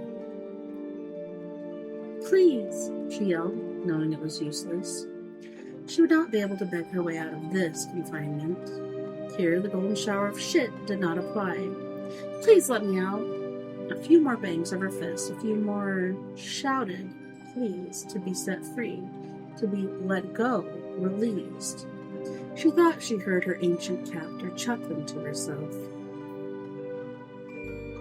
2 possibilities occurred to her: that her pursuers had driven her to this place, and the old woman was in league with them, and that they had not, and she was not. The worst by far was these options was the second, that they escaped her rapists. She had fled into a psychopath's dungeon. Maybe the old woman wanted to starve her to death. Maybe she wanted to soften her up so she'd be easy to kill. Or maybe she just was keeping her as a snack for some monstrous gifts of hers, some overgrown Looney Tunes son with pinhole eyes and horrible teeth and the best appetite for stray women. More to exhaust all of her possibilities than because she imagined they possessed any actual substance. Sandrine turned carefully around, planted a hand on the earthen wall behind her, and began making her way down the stairs in the dark. It would lead to some spider-infested cellar, she knew, a foul-smelling hole where ugly, discarded things waited, thug-like, and the seamless dark to inflict injury upon anyone who entered their realm. She would grope her way from wall to wall, feeling for another door, for a high window, for any means of escape, knowing all the while that earthen cellars and shabby slum dwellings never had separate exits. 5 steps down, it occurred to Sandrine that she might not have been the first woman to be blocked into this awful basement, and that instead of broken chairs and worn-out tools, She might find herself knocking against a rib cage or two, a couple of femurs, that her foot might land on a jawbone, that she might step on somebody's forehead. Her body of a sudden shook and her mind went wide, and for a few moments Sandrine was on the verge of coming unglued. She pictured herself drawn up into a fetal ball, shuddering, weeping, whimpering. For a moment this dreadful image seemed unbearably tempting. Then she thought, why the fuck isn't Ballard here? Ballard was one hell of a tricky dude.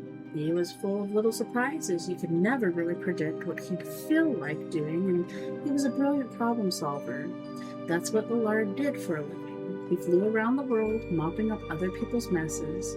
The only reason Sandrine knew him at all was that Ballard had materialized in a New Jersey motel room where good old dad, Lordson Loy, had been dithering over corpses of a strangled whore. They caused the whore to vanish, the bloody sheets to vanish, and for all she knew, the motel to vanish too. Also, 2 hours later, a shaken but sober Lordson Loy reported to work in an immaculate and spotless Armani suit in Brioni tie. Sandrine had known the details of her father's vile little picadillo for years. Also in this quality meant that his presence would have been particularly valuable down in the witch hag's cellar, although Ballard might have looked as though he had never picked up anything heavier than a briefcase. He was, in fact, astonishingly strong, fast, and smart. If you were experiencing a little difficulty with the dragon, Ballard was the man for you. Well, dang it, guys. Looks like it's the end of our time together this evening. Thanks so much, once again, for hanging out with me tonight on We Are Paradox Media's The Late Night in the Rockies. Thank you to all my friends out there, wherever you may be listening Beyond The Omniverse tonight. I had a wonderful time, and I can't wait to do it again next weekend. Hopefully sooner and sometime this week. Don't forget, we are all in this together. Together we can make the world better. And together, my friends, we are Paradox Media, because without you, there is no us.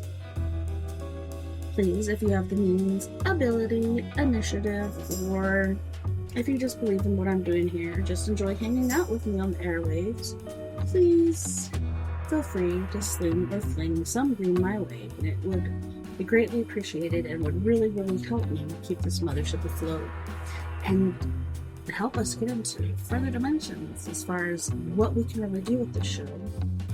Places you can donate are by mail, P.O. Box 663, Bayfield, Colorado, 81122, Cash App at $TessaTNT, PayPal at TessaTNT, and Venmo at Tessa-Thomas-Pearson. Night-night, live and life, take care of my yous. Try to stay cool this summer. Wow, before it was even summertime started off with a blaze, and now it was actually pretty cool today, and especially tonight, quite a bit chilly. Night, night, love and light. See you next time.